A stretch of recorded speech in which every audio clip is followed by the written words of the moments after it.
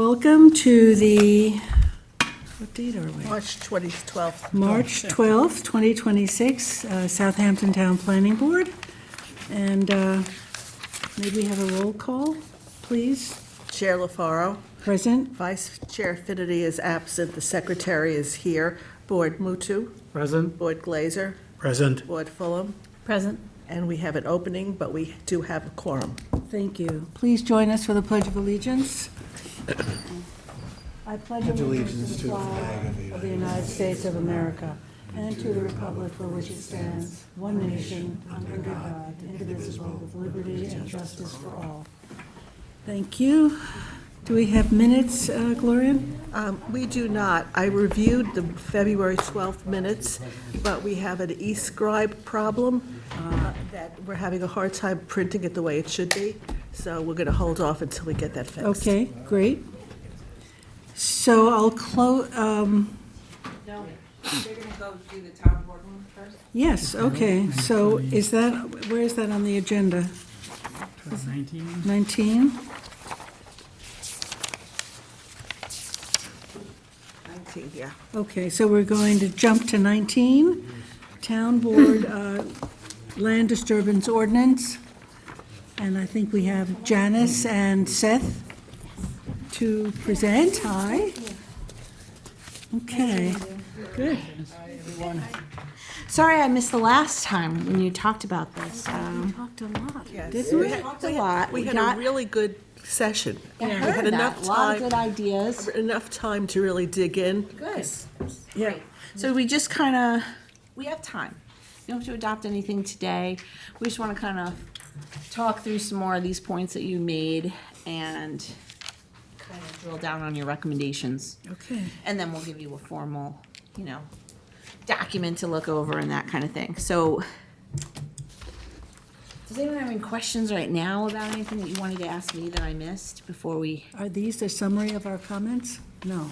I have a summary, but I didn't want to hand Do it you out have a just summary? because Presented a summary to Janice. I want to just go over it verbally and then Okay, why make don't we do sure- that? Yeah. Th- that- The first item was just that you recognize that this is a good idea, right? God. Like the first thing really is, and just to make it as plain as can be, somebody calls us up and goes, "Oh my God, they're clearing the whole site," and we run out, notice violation, get to court. Did they need a permit? No. This is like the first Yeah, first basic. thing, like the most basic part of the whole thing is, if you don't say yes right then, it's thrown out. So we have to have something, right? So that's the reason. But also, I love and you'll read this, but the master plan core principles of sustainable growth, environmental stewardship, and the preservation of the town's unique community character. I think those are all really good reasons that you all articulated to agree that this is a good thing. Yeah. The second thing I have was to establish a town education program, like a sponsored, to get the word out. You need a permit for something like this. I heard that you said, this is important to educate the public, which I couldn't agree more. Right, some Because articles in the compliance newspaper. always comes down to awareness. Right. Yes. First, I have to be aware that I need a permit, and then I need to be aware of what I have to do before I, kind of march out there and the chainsaws are going. Yeah. That there is an obligation and responsibility to let people know. And I think that's really the fundamental thing that why this came forward is because there's so much uncertainty. Like there's no don't way of know. knowing. Yeah. So brochures, those little brochures the town does. Absolutely. All of the landscape people in town should be clued in. Yeah. I'm sorry. I was going to say, I think we didn't talk about this at the last meeting, I don't think, but I think if we're putting out educational materials and brochures, we should try to also enumerate a few things that what does not require a permit. Yeah. Myth and fact kind of Right, like FAQ. if they're trimming some trees, for example, that is, you cut down 1 or 2 trees because it's, there are some exceptions, but you have to read the code to understand. And a lot of people don't read the entire code. It's so wordy Looking for a and- pamphlet that says, you don't need a permit if you're doing these Yeah. simple things around your house or That- whatever. What you can do and what you can't do. That may preclude some people Right. having objections because they're going to Maybe we should do this even now. like, maybe there's an infographic we can I provide think- as part of this. I think we I think talked so, we about talked about, that. Scenarios. Absolutely, Absolutely, but it should be made loud and clear, the Show exemptions. and We tell. talked about when you need a permit, but not when you don't need a permit. Yeah. That's an Yeah, I example of think when you that will don't need. quell a something. lot of concerns that, you know, Even the Now- existing processes now, when somebody buys a property and goes to closing, there's no requirement that they become aware of the clearing issues on their property unless their lawyer says it. But there's nothing that the town requires for awareness. Or when you go for a building permit in the various renovations I've done, nobody talked about the clearing limitations on my property.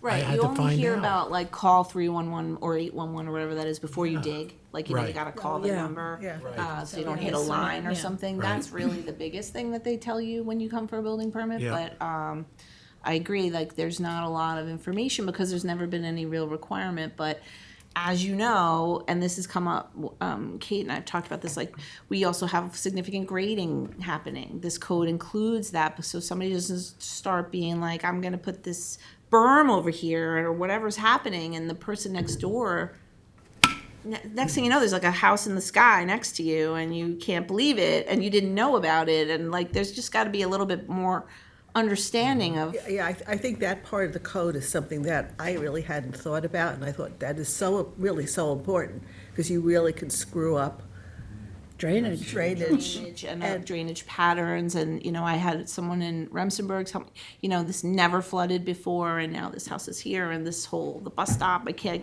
even stand there anymore, all the things that you don't necessarily think about, so. But in addition to moving the topography or altering it is, when you look at our code, a berm is a structure.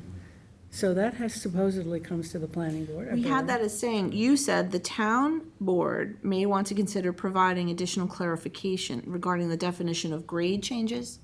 So the definition And we have, berms. and to include Swales. clear language Swales. that defines the filling or alteration of swales So is also considered a site disturbance, so you Yeah. want, that's Yeah, a adding grade, definite. subtracting important. grade, both. need to be Being considered. specific about where the checkpoints are on that, right? So if somebody's submitting a building permit, are they submitting a topography map? No, as only if well? it's 4 feet, like a 4-foot wall or a grade change, I think the threshold is 4 feet. So, but in a site disturbance, we don't have that threshold, you're showing us and we're looking at the topo, and so it's a little more granular now, if you have this kind of permit. which is Anything good. over an acre requires a grading plan, I mean, and Yeah, SWIPs. that's for the SWIP. So we are trying to incorporate those ideas into this as well, where we need to know the existing grading, absolutely. So now you're kind of getting between half acre and acre, that whole gray area where we never had anything, because you're Right. not quite at that threshold. And, you know, so now we'll, Yeah. you know, that will help. We know that, I know that you said, and it was a good catch, the appeal idea. And the idea was that it would be maybe an administrative function unless, and it sort of is this way now, and maybe you don't realize, like, in an administrative site plan, like if I sign off on something, if I don't like it or want to or whatever, I just can put them straight to the planning board. Here we put a threshold of 50%, like if it automatically coming to you. So I just want to get your sense of, like, it would be like a site disturbance or like a transfer of clearing kind of application, and so we would fix it, not to say appeal. It would be, I think, adding to 330, 183.3, Review. where I have all the enumerated responsibilities for administrative reviews. And then it would just say like site disturbance permits under 50%. And then that goes to me, and everything else then would come to you, and you'd have to look at it, not as an appeal, but as a, like, this is a a real significant site review. disturbance issue, and I don't want to do that in an office somewhere without it being vetted through the board. I So that's think- where I was coming from with the 50%. The 50% of the Yeah. natural vegetation that's being disturbed on a lot, that kicks the planning board into It just action. kicks I it to think you I think instead the of being base- administrative. The baseline was that, like, we're not traffic consultants and we're not arborists. So would we be able to bring in an arborist, or does that then always- further complicate it? No, it doesn't. If it's that complicated, you could, because you always have that other section of the code that allows you to hire experts Right. if you need Is it. it- But it would be pretty much, you're accustomed to this when you think about it, like it's like a transfer of clearing rights application. You see these all the time. It's just like those. I would rather us idea. see it before it happens than what we see now, which is over clearing and the restoration process. It might not be an arborist, it might be an engineer. If it was a site grading, anything it's a site significant, grading, basically. We're so- trying to say, we'll do it in the office, we'll go out in the field, we'll check it all out, but when somebody comes in and goes, well, I want to clear more than 50%, we go, you have to make an application to the planning board for that. So we just have a clear delineation of whose responsibility is what. So that sounds That sounds good. better. It's not an appeal. It was No, take the worded word funny, out, funny. yeah. Yeah. Okay, that's what we meant by that. So we'll say you recommend that companion code and process, or you support it in some way. I know that you had a conversation about, CPF, and we've always looked at this, and we know we're looking at ecologically sensitive, and I was trying to make sense of the comments, but I think that they were made, Read to us what we said. I'm sorry? Read to us what Well, we said. I don't have it It was a fantastic verbatim. point that Glorian made, and You I were tried to making the- encapsulate it, that CPF had been purchasing land for a number of years on the notion of protecting ecologically Right, so sensitive here's what we areas. kind of came up with, that the planning board,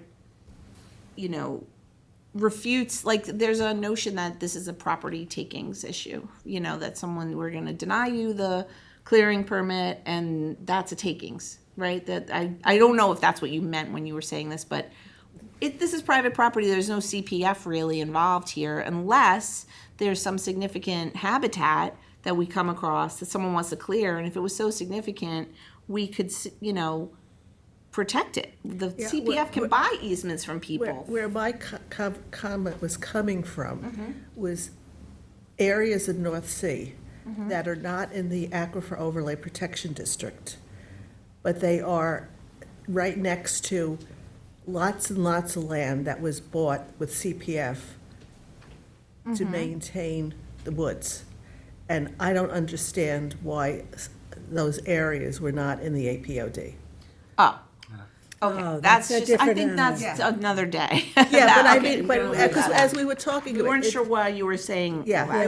it was, I was trying to remind the town board that they use the ecological sensitive nature of certain lots to justify the purchase of lands outside of the APOD. Therefore, they could also consider how, since there's plenty of sensitive lands outside of the APOD, that they should be. I think that gets confusing, Yeah, and I they should was- probably leave because it the out. yeah, no, it was APOD just more of a confused comment, something that I've questioned I see. for many years. Okay, we can talk about that That's- elsewhere. Okay, so that one's not one. That you think, the town board should assess, or ask me to assess more appropriately, the needs of the department to administer this program, right? Yeah. And Because we just got allocate him. appropriate Yeah, 'cause budget. he's not. Seth is the lone tree. Right, so you would recommend that they do that. And then, just that emphasizing that it's critical that applicants fully comprehend their responsibilities. So that's back to that education piece. Yeah, the So we'll just keep education. that with the education. Have a Did you forum one day here in Town Hall, invite all the landscape people, arborists, real estate people. Yeah, I think we're just trying to have like some stewardship, the actual homeowner person to know, like, hey, before you set out to cut all these things down, come in, show us what you're gonna do, and, Right. we'll go from there. Like, we're not, looking some to homeowners take turn- people's property and stop all your dreams from coming true. We just wanna know what's going on, so the public can know what's going on, and we can make sure it happens in the best way. Some homeowners just, they have a yard guy or a tree company, and they're the ones who'll take something down, so. Do you want to say, in the environmental education piece? Education, yeah. Forums for A forum, Yeah, yeah, or for the industry. I think it would be great. landscape. Can I just add something to that, Jen? Yes. Just anecdotally? Sure. Just in Southold, when I was there many years ago, when they adopted, and this was a far wider reaching legislation, but they adopted brand-new subdivision regulations. And they did have a forum. We invited the local land use attorneys, the consultants, and we had a forum, at whatever auditorium, to present the new regulations with surveyors, engineers. I'm just so you know, that was. It's a good mechanism, We you know? had there was a forum in the village here at the Cultural Arts Center all about, for landscape professionals, about like toxic-free, environmental, products and stuff. So like those kinds of things are always good. Yes. Yeah, we talked about linking it education. to the licensed home contractor piece, right? And that they had, when they were coming in for our landscapers making, Yes. this makes them part of the licensed home contractor. And is there some kind of educational programming that they have to do to get that license? Or to Yet, but they, to not, is there any enforcement issue where if you had too many violations, your license would be at risk of being renewed? So then you really get to the enforcement issue.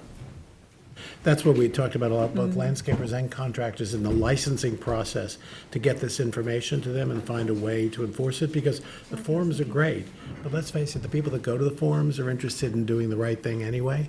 It's the other ones that you need to get to somehow. Okay, so we'll put that in there as a recommendation Yeah, then. All somehow right. in the licensing process, you have to, That was all, I know you had a conversation about requiring site photos showing existing extent of natural vegetation.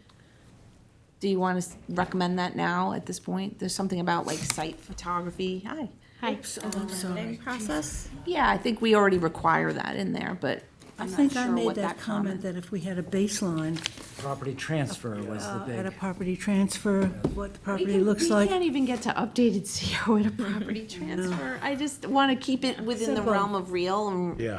maybe keep your, like that Yeah. is a great idea, but How does code enforcement link in here? I mean, we talked about budget for your department. There's also a code enforcement issue on dark skies, on clearing, a bunch of different things where it's really difficult to keep up. So maybe including that. we enforce things like this, and we have building inspector enforcement or conservation staff enforcement. So they go out, they do the inspections, they do the affidavits, like they do it. We do it in that management. How about the aerial? You have aerials, right? We do. Are they In-house. done are they done like every 6 months or? There's a So near that map. would be a way to track what's on a property, right? We Oh, certainly use and it we every will, day. and we do it Yeah. all the time, but it's just a matter of upon transfer and sale and making people give us pictures. Look, we can barely get, like, I just want to be honest about that, No, that's I mean, not but it could easy. be an internal, it doesn't need to be part of the legislation, but at least you have those tools. So if Oh, you can certainly. reinforce those tools. I mean, I just read in the paper that East Hampton is waiving their transfer, their title CO for the rest of the year because they're so backlogged, they can't keep up. And they're not, so houses aren't getting transferred. Yeah, it's just not appropriate at this point in time Yeah, to start all right. requiring you to give us pictures of your trees before you can sell So your we'll house. use what we have. I think As we long we as- have the tools that we need, and let's just start with where we are. We could take this to the logical dystopian end of something bad, or we can say, this is actually just a practical tool for us to all be on the same page, help homeowners be better stewards of their land, notify their neighbors of what's going on, and make sure that they're not causing drainage problems or, clear cutting when that's not the culture here. And maybe people from other places who want to come here don't understand that. And sometimes you have to literally define your culture of a place for people to understand where they are. True. Is You there- mentioned, sorry, can I I just ask a wanted to question? jump in about, I don't know if it's appropriate here, or do we mention street trees, town easements Not so much. This is, just site disturbance on, you're just. on your own land? this is not Yeah. public trees. But we This is- did see this as several buckets of different Things, opportunities. as we move along. So Tree City is one of the things, like for street tree maintenance, for Right. tree planting, replanting programs, I've had many calls from different people in different hamlets say, how do we contribute to a tree fund to help make sure these trees are, so we have a lot of those opportunities. Right. And we should definitely do those things. But this is just That's for this is something- more like, before you set In your out there backyard. and start thinking you're gonna, let's just get you in here so we can say yes. Or, you know what, this is overzealous for what you're trying to do, maybe, this. And I think people want to be good stewards. I don't think everybody's going to run out and clear cut their property because there's going to be a requirement for a permit. Like, why would you do that? If you own private property, that's like your private resource in a way. Like, those are your trees. Why do you want to cut them all down? You share those trees with your neighbors, and your neighbors would like to know if you're going to get rid of all of them. I mean, that's sort of to looking some at extent, both sides. It's a little of both, right? To It's a that little- point, can you talk about the notification that you mentioned? I think that this It's is in the leading to code. that. Like, there's There notification. certainly is a notification, just like you have to hang your building permit, there would also be a land clearing, disturbance permit. yeah, like you have to clearly Hung on the Just posted. post your property that you're gonna be clearing, and that way that's half the battle, right? Like, I mean, project limiting fence. people just wanna know I was gonna when ask this about is that. going on, when is it gonna end? I had a woman in North Sea, actually, her parents were dying of cancer, and there's these chainsaws going on next door, and she was just so upset. Yeah, Because she's just like, I just want to not hear this right now. sure. So there's a lot of reasons that people have to not want to be disturbed, and that's what a code is all about, to not be a nuisance. Right. But this doesn't limit the time. It doesn't, it's more about I- notice right. and saying, but there's bad habitat, but this is. That's a whole separate issue about separate issue. maybe the village or the town will somewhere get to the point where we could say, you can't construct at various times. Construction is limited, but it's a whole different issue. Yeah, I think that's a different issue. But, I think it's good to be comprehensive, but to also like just take things one step at a time, because everybody wants to jump to this end point. That's always bad.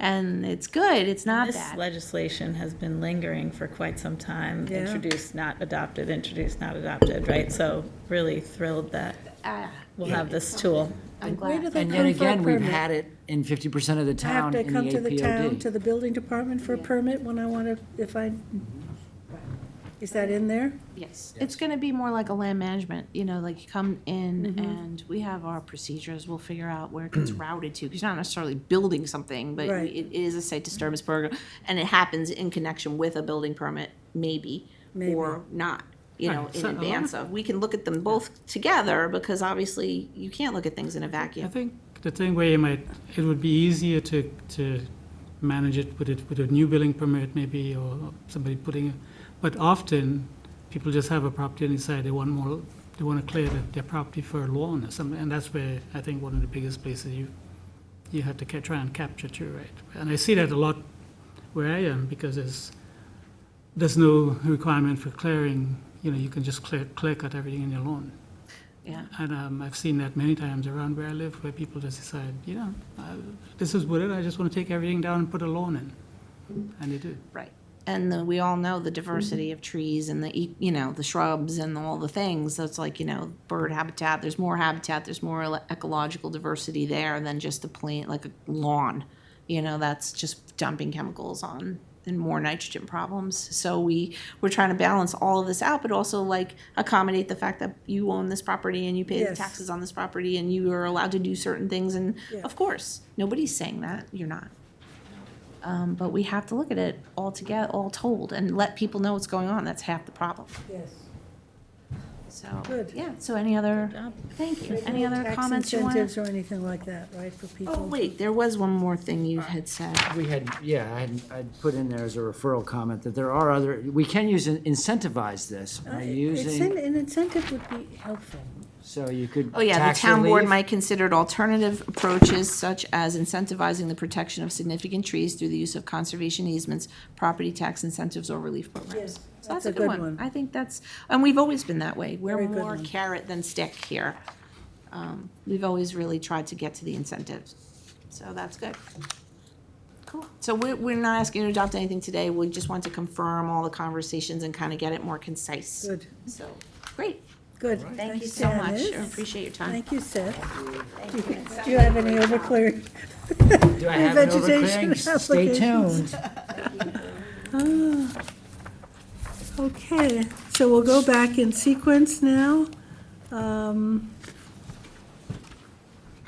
Teresa, I'm Teresa. you're Teresa today? So this is a work session, Claire, right? This is a work session. So I'll close the afternoon planning board and go into a work session? I think so. Is that it?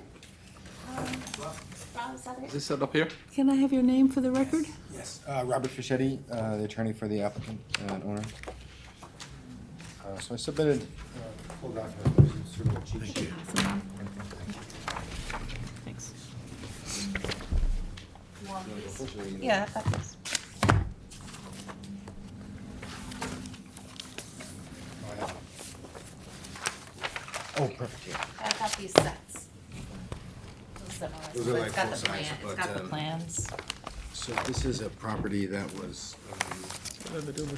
subdivision was done in the 80s, and they sold off the development rights to the ag reserve, which includes horse activity and everything. And then there was a site plan approval in the early 90s to make this a horse farm. This was before the Equus case, before sort of the horse farm use was opened up a little bit. So the use of the horse farm on the ag reserve was linked, if you can see in the declaration wording, as only as an accessory to a horse farm on the residential lot. Which is, not something you see these days. The owner, Larry Schmid, the owner, is here with me. They're not looking to separate the ownership and operation. They still plan to continue to operate them together. They just want to move all of the horse activity onto the ag reserve and take this big barn off so they can just use their residential lot just for their home and for their family. So it's, they're not looking to expand the horse operation, but that would involve just moving all of the horse activity. So it wouldn't be accessory to some horse activity on the residential lot, as the covenant describes. It would just be, all of the horse farm activity would take place on the ag reserve in this same area where it is. But the access would still go through the residential lot, because again, we're not proposing to separate ownership or operation or anything like that, just to move the activity onto the ag reserve. See, can you see on the aerial that there's the barn? Right here. And it looks, functions, it's a single family residence up there, but that barn is part of that horse farm. Part of which horse farm? The horse farm to the south. It's all the That's- same, yeah, it's all the same operation. That barn is on the It's on the residential private lot, Well, yeah. there but the on the lot, but the lots are supposed to be sold together anyways. in Yes, any they're case. as far as use and operation ownership, they stay together. It's just the way the covenant is worded. It says that lot 11, that any horse farm activity on the ag reserve has to be accessory to the horse farm activity on lot 11. We just don't want to have any horse farm activity on lot 11 because it ramps the. And access to the farm The is through access the residential? would stay where it is. It would stay through there. Again, there's no, it'll still be the same folks operating it, still at the same capacity and everything. It's just a matter of being able to let the horse farm activity occur exclusively on the ag reserve. So you're going to tear that barn down? Yes, the barn on the residential lot would be torn down. And where would it go? Well, so there's a barn, that the small barn there Yeah. needs to be brought into compliance, and that's all we would have. They're not looking to expand it or anything. That would replace the bigger barn. Oh, okay. So did that you- barn was built and it didn't have a Yeah, the permit? smaller one was built without the benefit of a certificate. Okay. The smaller one, so we would bring that into compliance, and do an agricultural construction permit and get all of that in order. But then taking away the barn on the residential lot and not replacing it. Okay. It would be a special exception with the horse farm, because that always is. You always have to check the numbers of the horses. Well, right, so we would go through all that, yes. But again, we're not looking to expand anything. So what has to happen here? The process The is amendment to the amendment covenants. to the covenant. Yeah, and there would be obviously a special exception for the horse farm Yeah, we to would put in a. legalize that horse farm, double check the open space with the number of horses on the property and things like that. What year was this? 94 and 94 and then- 2000. 1994? That was the original horse farm approval, yes.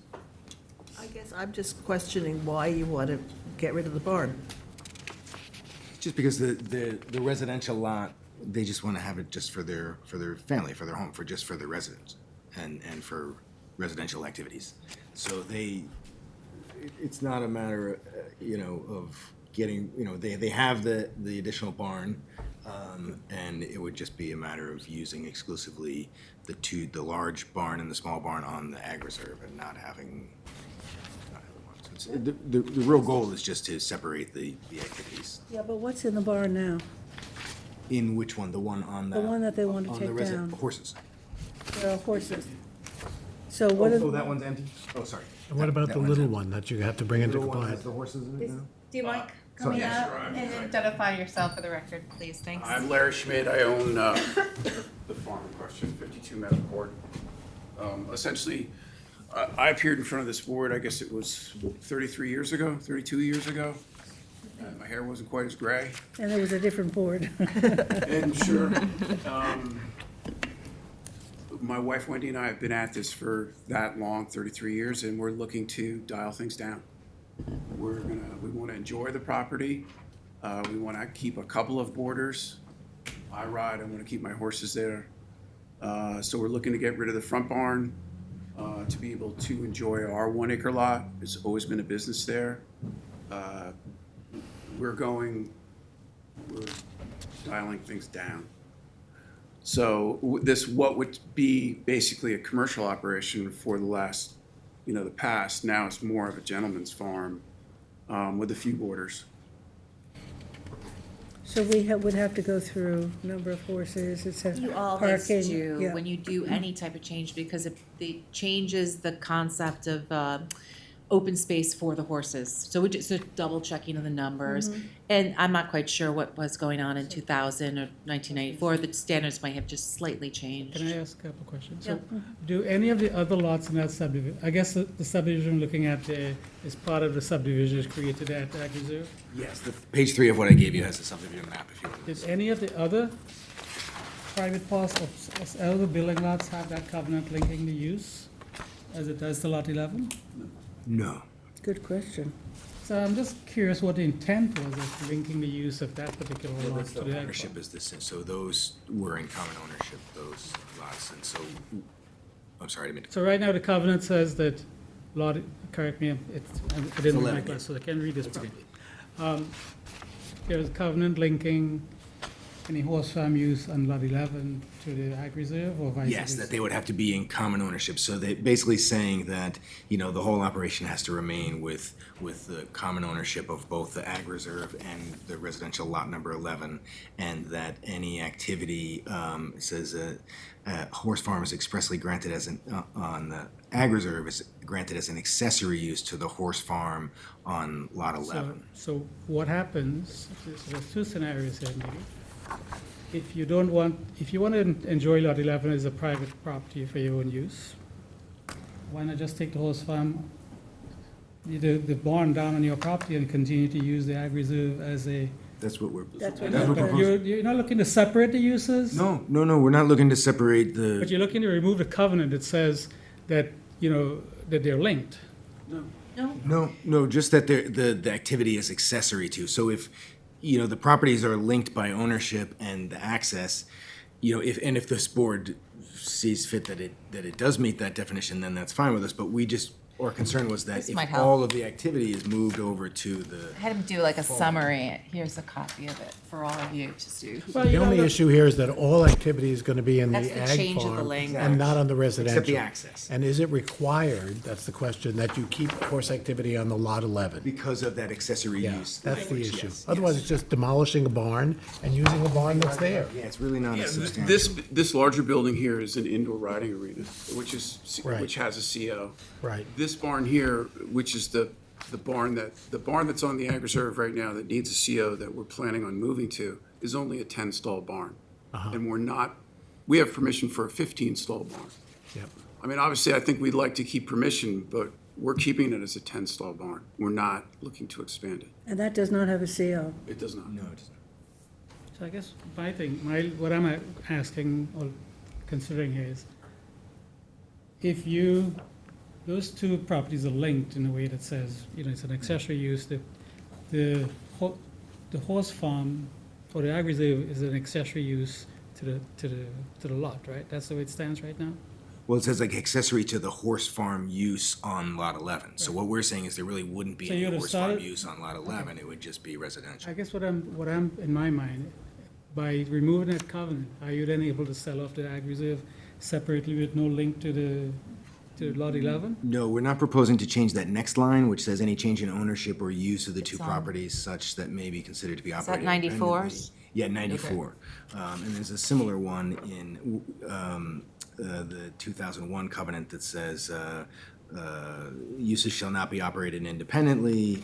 So we're not proposing to change that language. Just the part about the horse farm activity only being, only occurring on the ag reserve as an accessory to horse farm activity on the lot 11. We don't want any horse farm activity on lot 11. Just the access through and that's it. So it's confusing legally because the whole reason that the ag reserve exists is because there was horse farm activity on lot 11. No. It That's seems not what from the way it's happens. written. So So the- can you share a Yeah, little the bit more about that? parcel 11 was the horse farm, because it That's what I'm has the saying. stalls, which is not the egg reserve. The egg reserve was created with the accessory structures accessory to the house lot as the horse farm. So So, instead of what we would usually do, we would create a, even if we created something like this, we'd create a house lot, right? And then we'd create a horse farm lot. That's what they are asking to clean up, is that this is, the horse farm is on lot 11 with the house.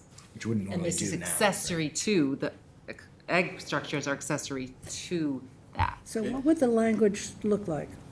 Elimination, so in this, This- this proposed email he did, and this, don't have to decide, I just No. thought this would be good to have as a work session, and the path forward to me would be a covenant amendments, where it's a little bit more clear what he wants to do in terms of the covenant.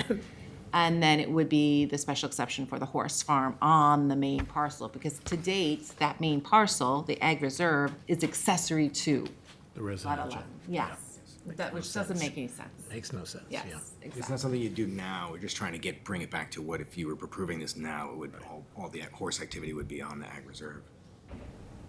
Yeah, a lot But has not changed separate since them out. 1994. They'd still have the covenant saying they will be sold together. Okay, that's, to goes to Unless you George's think question. that's not necessary that it has that covenant Well, either. then you have a horse farm floating around with who owns it and, And we understand, since the access still goes through here, we understand that that they remain linked again as. So it's a single and separate owner They're not looking to separate. the house lot and the ag reserve, right? It is, they were supposed to be merged, right? They were never technically merged, but they are still common ownership. But they never did like a merger deed or anything. They are asking for that to be not a condition, right? I mean, it seems like it, so, because if you did wipe out the whole operation to just, sell, it's just another thing to then have to, come back here to do a whole subdivision, when really if the basis for the covenant linking them together is gone, there's no reason for them to otherwise be linked. You know what I mean? It's funny, it's fuzzy, something It's a very di- yeah, fuzzy about this. It's a very different kind of way of approving things than I've seen much of.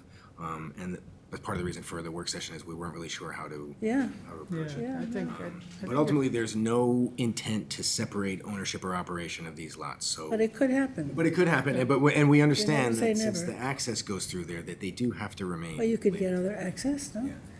You We're could not have an proposing- access easement. Yeah, we're not proposing any of that kind of thing here. Yeah, I mean, I think that's my only concern is to not make it possible if there's a new owner that the ag reserve would not be protected. Right, or it gets peeled off or Yeah. sold Right, off. so that they would always remain, as long as there's a horse operation going on there, they have to remain in the same ownership. Well, no, you're saying something different. Well, You're also, saying there that is a ag reserve easement or something encumbering that ag reserve there. So if someone was to, in the future, obtain that somehow in your concern, Yes, that was the they're will subject before to the the existing agricultural easement. But that you're covers saying the if it's property. no longer a horse farm, but can you say? I'm what just you- thinking hypothetically, so this was approved as a subdivision with residential lots in the 80s, before the horse farm was even proposed, as 11 residential lots or whatever, and a separate ag reserve. So I just always sort of look at things, if you totally wiped everything, if you demolished everything on all the lots, you could, then there's no basis for linking these two anymore, in the sense, just like any other lot, just like none of the other subdivision lots are linked to the ag reserve in ownership. So this Doesn't is not take away linked. the agricultural easement off of the property or anything. So you don't want to separate Lot 11 from the ag reserve, is that correct? You don't want to separate? Yeah, no, we're not looking to separate. so that it's, I was just saying, is there a Owner need could. to merge the deeds is all? say that again? So they're two separate tax lots now, but the covenant requires that they remain in common ownership, meaning they have the same ownership. Mr. Schmidt and his wife own both of them. Right. There was a part of the covenant that said there should actually be a merger deed where we'd end up with one tax lot. And that just seemed unnecessary. So you never did that? No, That it was never done. recommendation? I mean, I wasn't part of it, but no, it wasn't No, you done. weren't, yeah. But no, it wasn't. I was in high school in '94. But yeah, no, that wasn't done. And we're not opposed to it. When I was looking through this, I said, well, they are continuing to operate under the limitation of the covenant that links them. If we didn't have to go through the trouble of then now making one lot that if you ever did 20 years from now, if Harry's kids don't want to have a horse operation, and they did ever. Okay, so that's the crux of it. Yeah, that's If you what my- decide to go out of the horse business, and you could if you're winding down, Yeah. what's the protection? There's an ag reserve easement on it that has nothing to do with horse. And what's the language in that easement? Do you have that? Yes, I submitted that with everything else. It's in your packet. It's agricultural production, it lists several things, including horses and livestock and things like that, but it's a pretty broad agricultural, use. But how But does no that, development or anything like that. It's a true ag easement. from a legal standpoint, there was a financial exchange done at the time in 1984 that this was established, right? So by unlinking them at some No, point, the does it? linking happened 10 years after the ag reserve. So the subdivision was done as just a typical subdivision, 11 lots and ag reserve, totally all separate. At some point, Mr. Schmidt and his family came into ownership of both of those and said, we'd like to do a horse farm, and then, I don't know all of the steps along the way, but it became. Well, but that's important, I think. How did you acquire the ag reserve? Did you, I purchased it from Madison Street Properties as a ag reserve with a covenant that was put on it by Irving Busgang, who owned the property and made the subdivision. And I have a copy of that. And you purchased the ag reserve and lot 11 at the same time? I did, and then I came to the board and I said, this is what I'd like to do. And this was it was actually '92 when we started the process. And they were like, we don't want to see a horse farm on the ag reserve. And so we said to the board, okay, can we turn our horses out and put fence on the ag reserve and put a barn on the building lot where our house is right next to the ag reserve? And it was a long process, but the board agreed to that, so that's how I started my business. So then the ag and markets laws changed somewhere around 1996, where they said that commercial horse boarding was considered a form of agriculture. So I came back to this board and I said, I need an indoor riding arena just because it's impossible to do business during the winter months. So that's when this building was approved on the ag reserve. That's why we have a horse farm on the building lot, which really is sort of a clockwork orange in 2026. And we have an indoor riding arena on the ag reserve. But this was purchased in '92 or '93. It was all contingent on approval from the planning board. so, just to be clear, the planning board made the determination that you could not have a horse farm on the ag reserve initially, that it was intended for agriculture. Well, that was before the That Eccles was before case. that. I understand that, Yeah. I understand Yes, but all yes, of yes, that, believe me. So, you then did not do any horse business at all? No, we did. We had the horses we On boarded the your horses on the property. building lot, and we turned out on this ag reserve, and we rode. Then in '96, we built the indoor arena. Right, so did you have an actual horse business going on Yes. your residential lot? Yes. What year, what did this, what year did that change where you can have a horse, 96? like a horse arena and on That's what the, he Well, on the ag I reserve? somewhere around, don't quote me. Yeah. Somewhere around that. I mean, but Somewhere around there. they've tacked on to Ags and Market. Yeah. But you Right. also had an easement, a standing easement. Yeah, which says you can raise horses. So subsequent to that, I mean, with there's numerous horse farms that are solely on ag reserves now. So Wendy and I were sort of feeling that this makes more sense. I mean, the only thing that's a little strange is the access that goes through our lot, but we're not looking to change anything that's there now. There's no We increase in just the want intensity area. we just want to tear down this barn and keep this barn if we can. Do a It's referral smaller, to we're- Ag and we're- Mark, It's to less intense than Ag what we're Advisory doing right Committee? now. Yeah, it's definitely, I think they should take a look at it. But can you, does that then allow you to sell off the ag reserve? No. Not without, Not as he's proposing right now. He's saying the two lots should go together. Your would have to house be a change and- of the right. covenant So they would further from you. essentially sell the, I don't understand though how you could conduct a horse farm on a residential lot. You were allowed to do Yeah, that?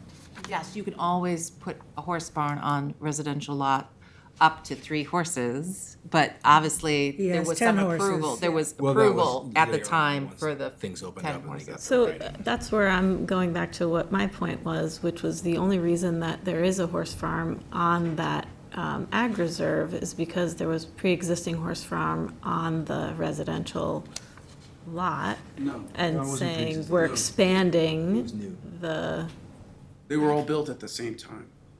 It wasn't pre-existing.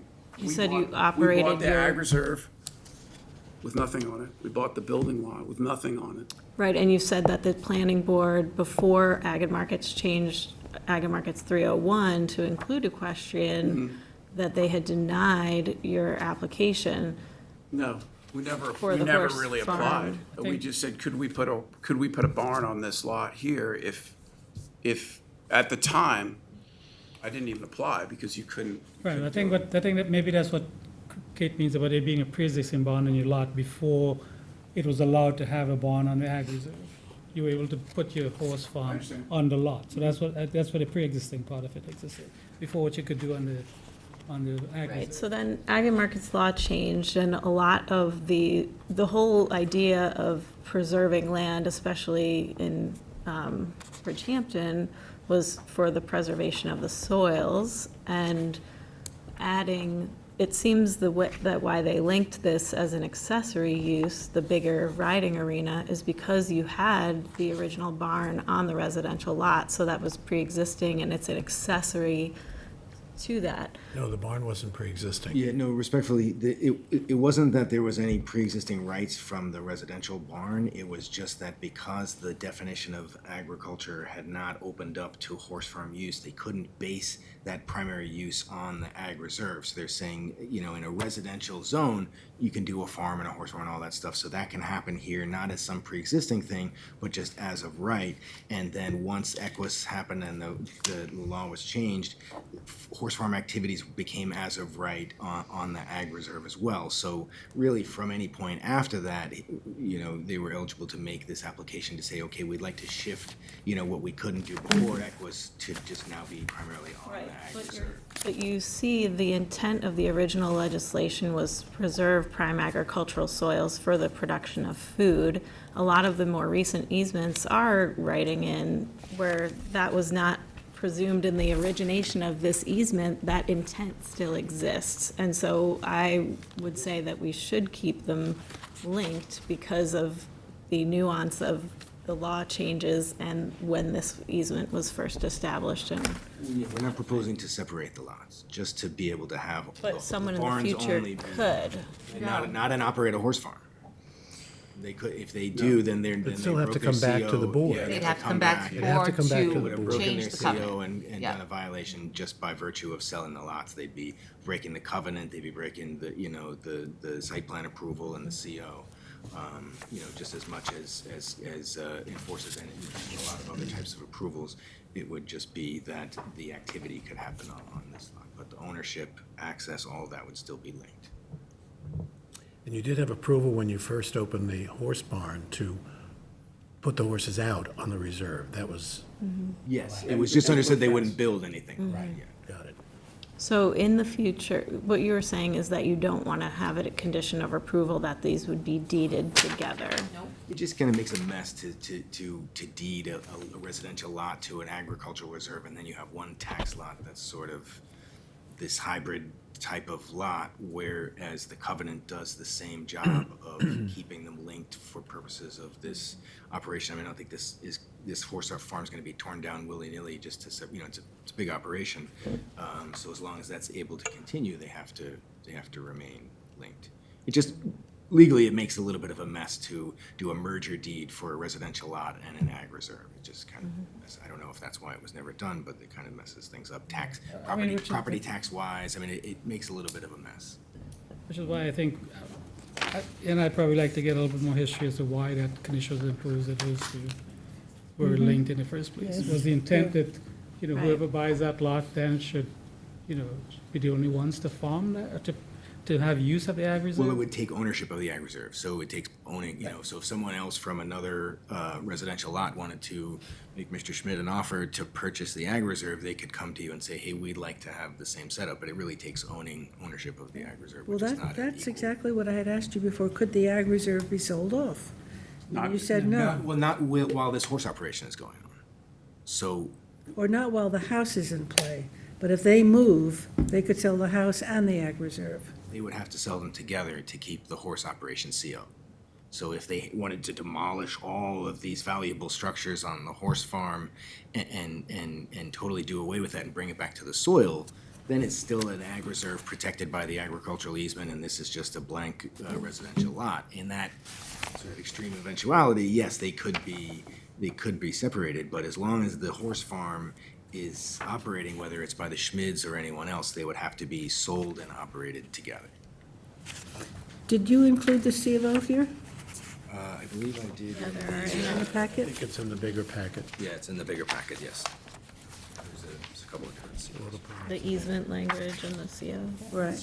Well, we need time to, just to review it. but- Yes, and I would submit a full, application with all the history and everything. This was really, I was just trying to sort of get you enough to understand the question and sort of see our route towards a request for this.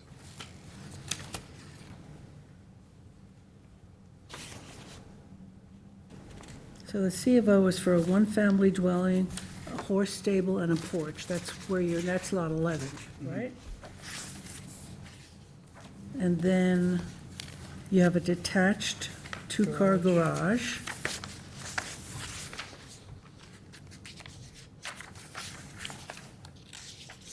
And the CO for the ag reserve.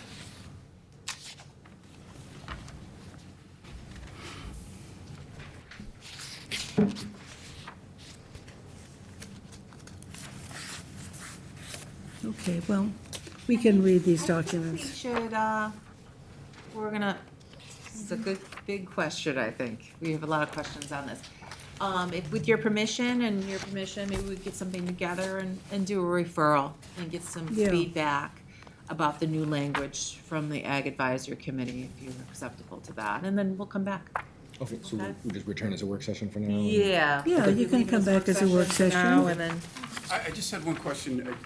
Would we agree that basically the intensity of the property is going to be less with what I'm proposing? With your plan, yes, but we have to look into the future. I understand that, but I think that's, if anybody wanted to change anything, the way, let's say, what I propose is approved, if anybody wanted to change that or do anything, they'd have to come in front of this board again. To add horses or Well, To add horses or to change anything. we want to make sure They that have to stay that's, together. that's what will happen. I don't think anybody, I think if we made the changes to what I'm proposing, and Wendy and I spend the next 10, 15 years there, and we go to sell it, we would have to sell it as the building lot and the horse farm, with all the approvals that we leave this board with. And if Wendy and I say, okay, we're done, we're gonna retire to Florida or do whatever we're gonna do, the people that bought the horse farm would have to do, they'd have to work within the same parameters that I did.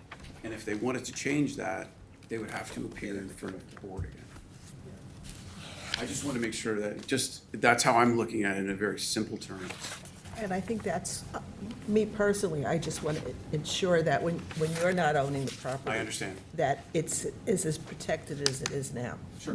That's what We're we have open to to those look at. protections, so yeah, whatever. Yeah, and I think your information that you gave, because you have the history, Which is something that. was very helpful. Very helpful, but something if we put it, just kind of clearly go, this is how it happened, but how about if this was a new piece of property, vacant piece of property, how would you do this? Yeah. Well, Right, you if have this to would kind be of run still the scenario. conforming to that way to go, I think that would help us, I right? think, yeah, Okay, so let's do that and get some input yeah, from it was the Ag very Advisory Committee. very helpful for your narrative, because Thanks. there's just too much legal stuff. It is a lot, yeah, exactly. Thank you. Thank you. Number 2 is off the agenda. Dakota Properties is off. Number 3, Hampton Shipyard Marina and Restaurant. Everyone's familiar with that project, right? Yep. So we're in a pre-submission. We're just doing extension of the action deadline until March 26th, It's March 26th. No, you don't have to extend it. January 22nd was the hearing. Yes, so that would be 30-day written comment period in 62 days from the end, 30 days. It's not 62 days, it's days? pre-submission Oh, it's conference. 45 days. 45. Oh. Let me just do it next Yeah, time. no, I'm- you're right. yeah. It's okay. Okay, an extension to March 26th on Hampton Shipyard. Motion by Kate, second by Gloria, and all in favor. Opposed, abstentions, 5 in favor, 1 absent, and 1 vacancy. We're not printed on two sides. So, are you doing all Teresa's? I am. Okay, so Lumber Lane site plan, agricultural construction permit. Yes, so this one is, this is a 2-story, 1,690 square foot footprints storage building. This was the Awesome. M4 Lumber Lane Right. building. The area looks terrible. because Yeah, they the did a property lot. is also fenced with black fence. You cannot see in it. I mean, there were code violations. There was, that, So- as I understand it, has been satisfied to the town engineer, that they Okay. brought it back to what it is. There is some drainage, significant drainage easements. I'm sorry, I only have 1 copy. This was Teresa, so I was doing it. That's Yeah, the- yeah. So that's the plan. The big issue with it, and I'll just want to show you there, so you can see that driveway extends to the single-family residence, which is, on the plan says lot 3, but it's actually lot 4. So big issue is the Ag Advisory Is this Committee part of a back. subdivision? This was part of the subdivision, Part- M4 M4 lumber. Yes. So, that driveway has to end. That's what the condition of the big significant thing is, that driveway will end. They're gonna eliminate it there. They have to come Is this through. in the same area as the other big?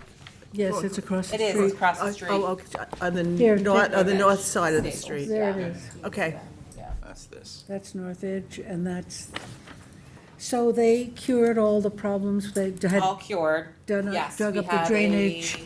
staff report, which I'll give you, and a decision. And I'll summarize those conditions, and the comments from the Ag Advice, so here you go. I'm just gonna skip a lot of this. This is like basic if they meet the requirement of the Ag Advisory Is there Committee. someone here for this? I thought they were supposed to be here, but I'm Just gonna review it with us? they have got a copy, there's no objections as far as I know, so. So, just go to the staff report if you don't mind. I'm gonna go to the, there was no public comments on this application.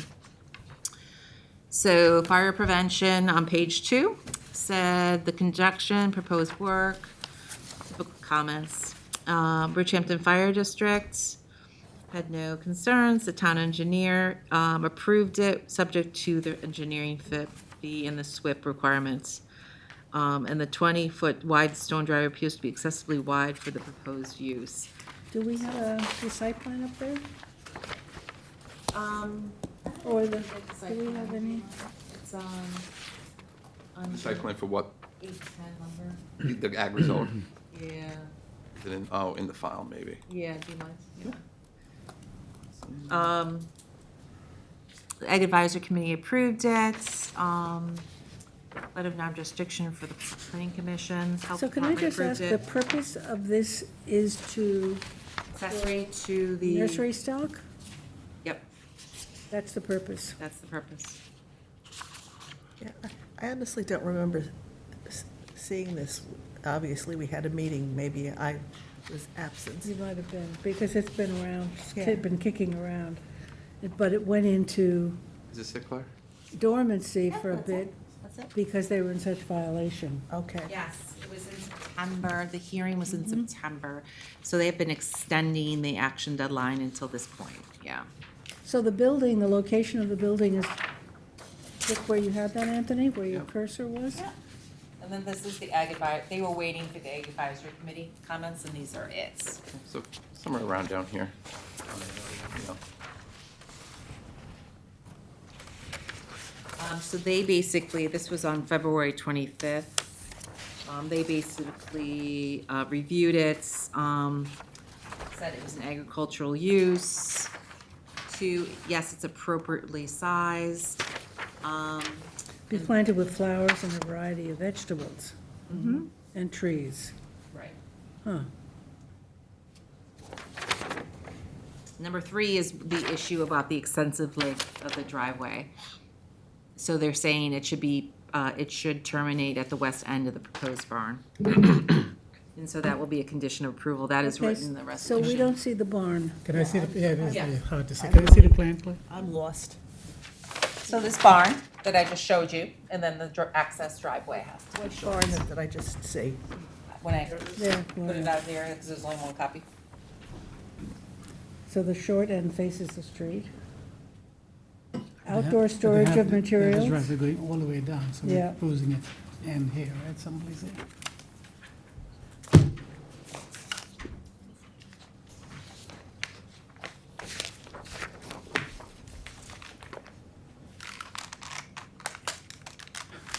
And is all of this the ag reserve? Because I No. see a Yes. whole bunch of lots. You have lots. No, so there's lots in Ag Reserve, right? Okay. So lot 1, lot 2, and lot 3 are And lot vacant? 3, which is supposed to be, then the second lot 3, and it's supposed to be lot 4. Oops. Yeah, yeah. Yeah, it's supposed to be lot 4. This is what the There should be lot 4. Yeah, And that should be lot 4. how are we getting access to those lots? Oh, there's the flag lots to the north. To the north here, yeah. North of the flag lots. Okay. Yeah, they have one flag lot for all 4 lots. And they were attempting to get their own entrance through this Ag Reserve, and you're saying no. This is appropriate. It's now making sense. I was, Yes. Yeah, Per your Ag been a while. Advisory Committee, that has nothing to do So with they were trying to farming. get access to lot 4 to the back through here. Okay. So And now you're- we're terminating that, just in the vicinity of where the building itself is. so it should be via separate driveway as part of the flag lots, okay. Topographic features, contains drainage, that has been protected, so there are drainage easements now. There are drainage easements that were part of the subdivision too. That was a mess there because they had, Yep. they went right across a swale. This was a very complicated property. Went back to Jackie Fenlon days. Yeah, yeah, the whole town engineer was involved Yeah. during the subdivision process, and then when it disturbed, which you can see the disturbance on the aerial. You But can it see, has Jack, in here, these are the drainage easements within the Ag Reserve, The blue, the blue. So there's actually an easement within an easement. so they're protected on either, how do they protect those easements on the eye? Well, this was not supposed to happen, so, Yes. I mean, the language, said what. I don't know what do we have a copy of the easement language? We should have it in the file. Oh, we do, definitely. Yeah, yeah. Good, yeah. So the end, That's all here, yeah. the end result, as I'm understanding, is that the agriculture use is appropriate. The driveway is going to be less wide and shorter to Well, that's preserve why the it was prime ag comments- soils. Yeah, it was the comment of the town engineer. That is not right now one of the conditions that I put in here, but it can be. Yeah, we should review the width of The length, right? the, yeah, width and length. Well, 14 is the absolute minimum, right? Is that, so do we recommend between 14 and 16 to give them some leeway, or? I mean, what are they're gonna be bringing trucks and so on in there? Yeah. So I think, you gotta think about trucks. Yeah, so maybe 16 would be appropriate? What do they have right now? They have 20, They have according to 20. them. Yeah, I think if you just stopping, basically stopping easement right here, in line with the back of the building, Claire. Right, So, you know, it's, I think it's 16, 15 or 16 foot should be fine. 16 I'll would put be good, 16. 16. Okay. And I'm gonna make that a finding, that the town engineer recommends that it, well, it states that it's excessive, 16 feet would be appropriate. Right. Okay. So, and that it end at a certain place other than where it should. I'm also gonna say that as a finding. Okay. I'm gonna say the Ag Advisory Committee had these comments, and the finding is that it should terminate. Because this may be a sticking point, and I just want to be very clear why you're saying this. Okay. Okay, so it's gonna be a finding in it, but, the Ag Advisory Committee report will be in the report too, and then we can do the conditions if you're inclined. Okay? So you have it. 1A is revise the site plan to correctly identify the subdivision lot numbers, since there's 2 lot 3s. Revise the site plan documents calling for the reconfiguration of the southerly driveway to terminate at the western end of the barn. Revise the site plan documents calling for the relocation of the access driveway for over the flagpole. Okay, so it's like a note on the plan. I'm gonna say also, about the width of the driveway being 16 feet. And then, revise the site plan demonstrating compliance with, the lighting code, all full cutoff fixtures. This would be the typical affidavit, 6 sets of plans, final approval for the town engineer prior to signature. These are the general conditions. And then a maintenance bond. I just don't know, I didn't identify any landscaping associated with this plan. Well, they will be putting, I mean, that's their business. That's her business. Flowers, trees, Yeah, fruits. I don't think there's any landscaping, so I might be wrong. So I'm not gonna have a maintenance bond, it didn't make any sense in this case, so I'll eliminate 4A. Okay? For your And consideration. are they due to a periodic examination of those drainage easements? Is that? Yeah, well, there will be an investigation prior to, obviously, any CO. But what about during the operation? It's so easy to be able to go over, tear up, damage. Those Change the are, grade. change the grade. I mean, I think there should be some review of those drainage easements, at least for the first year, because it is such a problematic site, and there has been difficulty with it. And you're going to have trucks planting and replanting in I mean, we there. can do it internal. Yeah, Yeah. Definitely. so can we put something in here? As a condition of approval? Yeah. Do we ever do a maintenance bond as it relates to drainage issues? Is it only landscaping? Oh. That's what triggered my comment. Because you could have money on hold or an escrow based on our review within a year, whatever Yeah. timeframe, that the drainage is not an issue. That would work. Good work. That's good, David. Yeah, I We mean, definitely do performance bonds for drainage. ah, So, maintenance bonds for drainage. This is just for the protection that they are functioning. I think you could. Okay, then let's 2-year put maintenance in- bonds on the drainage? you have to start learning to use the maintenance bonds for a This way, variety of it's things. tied to you inspecting it 2 years from now and saying that it's. Yes. Yeah, I like that. So I'll change the wording for landscaping to the drainage improvements. Where are you? What page? 2? So page 3, right? 3, under item Prior to issuance 4. CO. Okay, yeah. bond. Yeah, so instead of eliminating, it's gonna be a maintenance bond to guarantee the, Survival of the landscaping and no, then, no landscaping, okay, survival of the drainage system. functionality? Mm-hmm. What's a good word for it? George? Well, like presumably, I'm thinking. Good. their crop plan, you know, and their cover cropping would also affect drainage, so how do you link those? Well, the drainage is what we're gonna be inspecting, right? The Yeah. functionality of the drainage. Functionality is a good word. Of the drainage system. drainage easements The and natural system. drainage system. Yeah, Natural drainage system. system as approved by the town engineer, right? Yeah. Okay. Oh, very good. I I like mean, that. and whatever the language in those easements is the drainage easement. Yes, So exactly. functionality Then of the you'd drainage system and the easement. So they do their work, they come, they're getting ready for the CO, and you're going to be approving that. So there'll be an estimate, we'll see the plans, you'll be Right. approving that, and then Good. it'll have to function for 2 years. At that point, we can decide what functionality means, but. Right, I mean, if there's flooding and flooding onto the road or whatever. Right. Okay, so, can I have an approval as amended?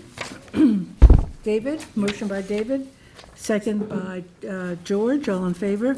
Opposed, abstentions, 5 in favor, 1 absent, and 1 vacancy. So Claire, you have Bridge Petroleum. have Bridge Petroleum. It's clear day. No?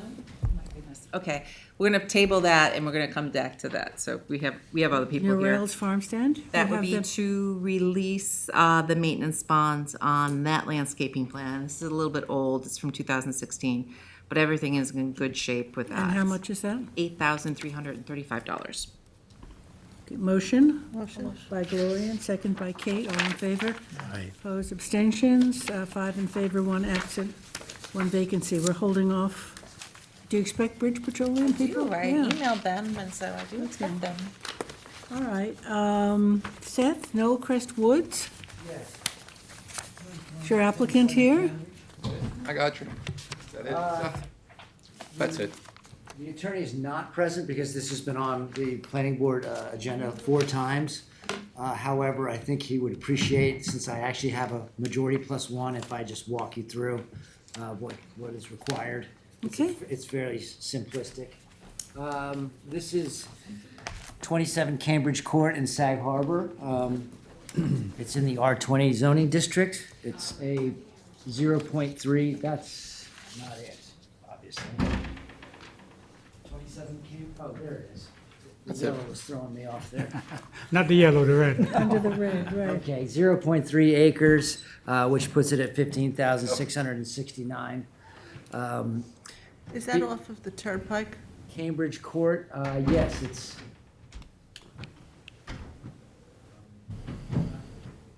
Sag Road, this is on one side here, Town Line Road, it's between. Okay. I think of it as Mount Misery area. Okay, it's further east, okay. At any rate, it's being part of Noel Chris Woods, it's subject to a covenanted 35% clearing limitation. The applicant has requested a covenant amendment to modify that to what would be allowed under APOD, which is 60%. The applicant stresses that the house has not changed since it was built in 1998. There have been no additions and that this has been actually at compliant with APOD standards, but not really ever compliant with the 35%. So they are asking that they are able to change their amendment to reflect what is currently there, 60% clearing. So what is the APOD percentage? 60? 60%. Yeah, it's just over the 15, it puts it in the 15 So they're to not 30. changing anything on the property, they just No. want to bring it into compliance. Yes, right now, they're not fulfilling their covenant, but they would be in compliant with the APOD Are standard. the other properties around there the same, or what? Are we gonna So see- here's a list, just so you know, There's 11 there's about a bunch of them that you have done in here, just so you know. 11 have of done. the Noel Crest Woods have been offered a Modified, covenant. okay. amendment. Well, that's pretty clear. Yeah. Okay. Motion by George, second by Gloria, and all in favor. Aye. Opposed, abstentions, 5 in favor, 1 absent, 1 vacancy. Okay. Prena, Corwith Red Barn. This is actually an extension to the action deadline for May 7th of 2020. Extension to May 7th. Motion Motion? by Gloria, and second by Kate, all in favor. Aye. Opposed, abstention, 5 in favor, 1 absent, 1 vacancy. Anthony, 9, Heather Wood. Yes, I mean, it's-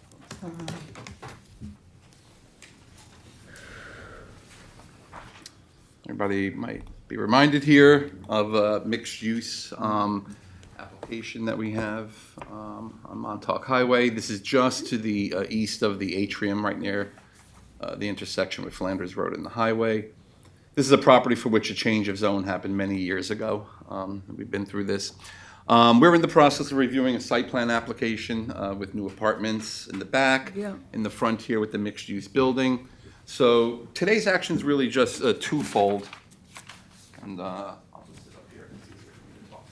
My voice. So the action is going to be one resolution. One is that we're going to establish lead agency. Because we did the coordination, it's a type 1 action, no one wanted to take lead agency. And we also going to hire, we didn't get a lot of responses, and so we've already spoke to L.K. McLean Associates. Thanks to Claire for helping me get that done when I was away. And we're going to hire them to review the traffic report that the applicant did.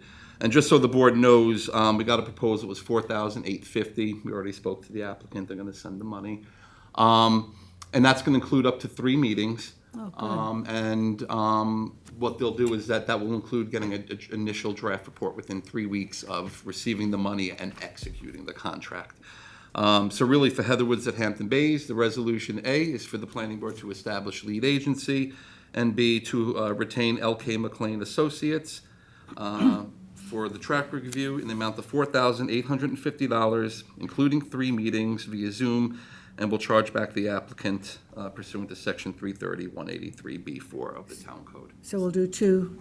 Is this 2 You separate want one as resolutions? or do you resolution? want to do one? It's 2 resolved in 1 resolution. Okay, so So we you need can just do one one, yeah. We're resolving lead agency and hiring L.K. McLean for traffic review. Motion? Motion. By Gloria, and second by Kate. All in favor? Aye. Opposed, abstentions, 5 in favor, 1 absent, and 1 vacancy. It's going to be an interesting traffic study. Yeah. It's interesting, so on that one, different than other uses that you're looking in the area, medical or Yeah.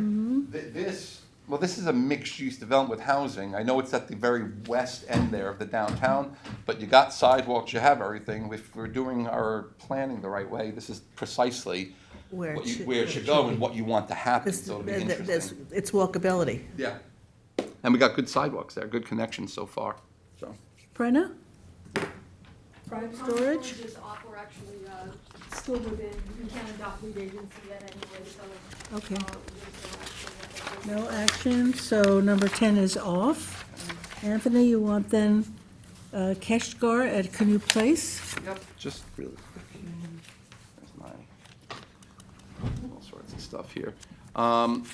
So this is,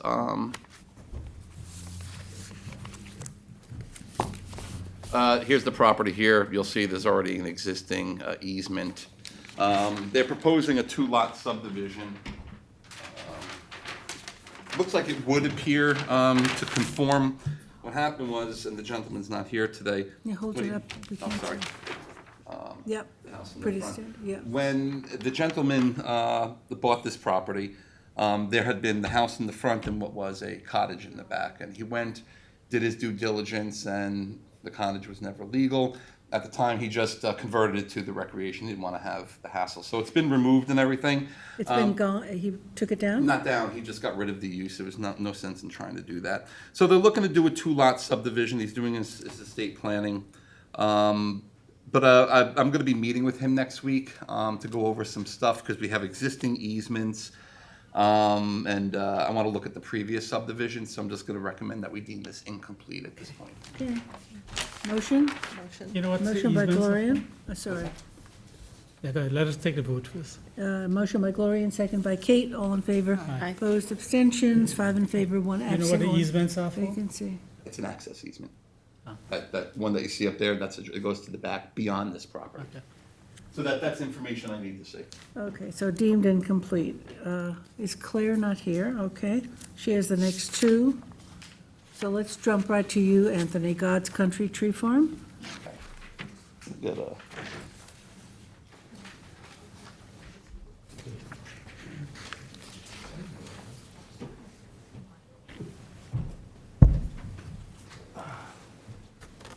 right, let me just pull this up here. Hold on one second. Sugar. She wants sugar.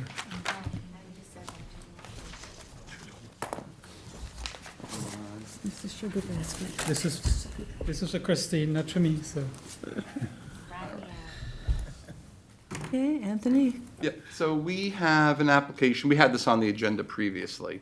This is an ag reserve here, or preserved agricultural land. The application God's Country was proposing a 10,000 square foot barn building for the agricultural use as proposed here is a nursery. So they're proposing it in the location that you see there. It was previously deemed incomplete for a couple of reasons. I wanted some more information pertaining to the use. We had the engineering review. They went ahead and revised the plans per the engineer. I have the applicant here today because of the size of the building. I mean, if you were looking at a technical review, we technically have everything, but except that the applicant did give us a list of all the equipment that would be stored in there. However, I was talking to Claire and Janice. Typically, that information is shown within the floor plans of the, that they submitted, which that doesn't show. We do have a list of, what they're, but it is a 10,000 square foot building, and having done this a few times, it's a rather large ag building on a reserve. So I wanted the applicant to at least chit chat with the board, explain what's going on in there, and see if you had any, concerns before we move forward. Okay, may I have your name for the record? Bill Kelly, authorized agent for the applicant. Okay, you're an agent, and the applicant is who? Andrew Castle. Okay. So tell us a little about the barn and the size and what's in it. He's calling it out as a 10,000 square foot barn. It's divided up into 3 sections. One section is 60 by 60, which is 3,600 square feet. And that would be for bare root, potential for bare root, probably for bare root. And that's pretty much a common size for that type of use. I'm with Morton Buildings, and we do a lot of these buildings. So do a lot of nursery buildings, do a lot of agricultural buildings. That's our predominant business, is agricultural buildings. And then he's got an area that's 75 by 60, which the building is 60 feet wide, so all these numbers start with 60. But the 75 by 60 foot section, that's predominantly the storage area. That's this? That's sort of a rendering. That's a rendering of The entire building. of the entire building. And then, so the 60 by 75 foot section, that's really where all the equipment storage is. Whether it be baskets, burlap, the actual farm equipment that would be used on premises, trucks, trailers, all that equipment. Then there's another section that's 30 by 60, I'm sorry.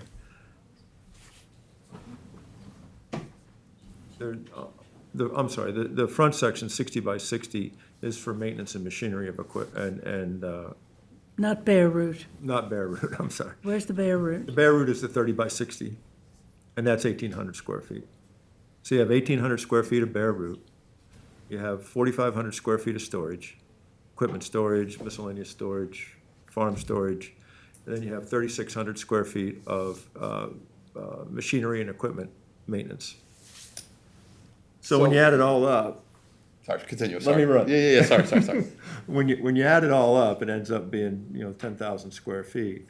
And just to put it into perspective, if you look at a lot of these farms, say for example, there's Halsey's farm on Deerfield, there's Kerchesky's farm, there's Punkintown.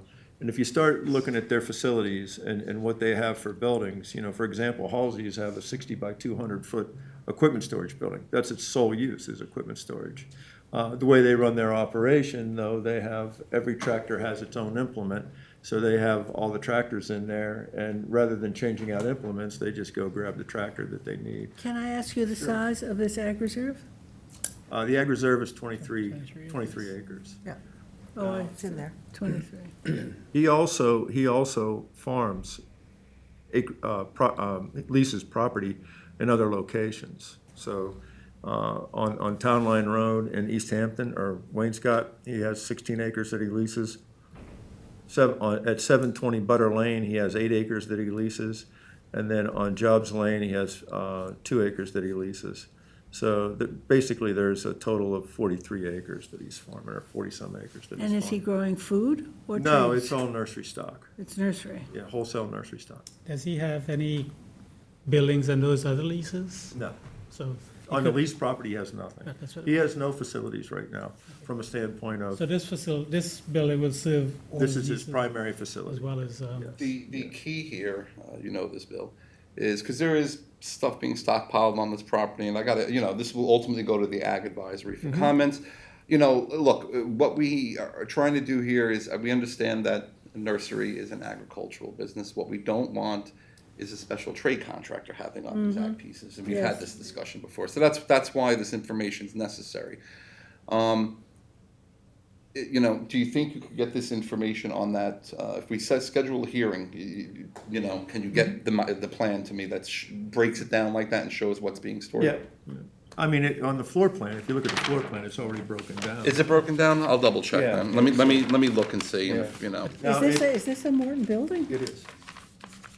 That's surprising. It doesn't look like one. they've come a long way. You've come a very long way. That's a really nice That's design, That's a actually. nice And is That's there a- one big door there? Is that the only, is that? That's an overhead, That's it looks like, one of those. Yeah, I'm There's, just. there's doors going down the side as well. On the sides too, yeah. Where the truck is? Yeah. On that photo? Yeah, on the other side. And there's gonna be doors on that side, and it just doesn't show it in that rendering. But all the overhead doors are, where that porch ends, that's where the overhead doors pick up for the other spaces.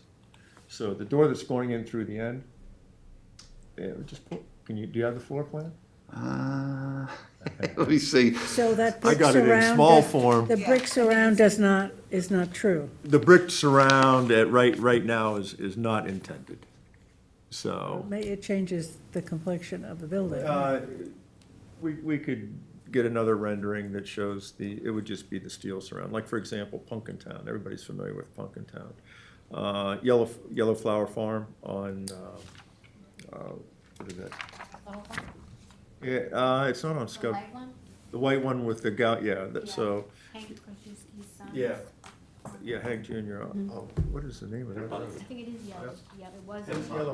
It went through as Yellow Flower Farm. But, so it would be not white.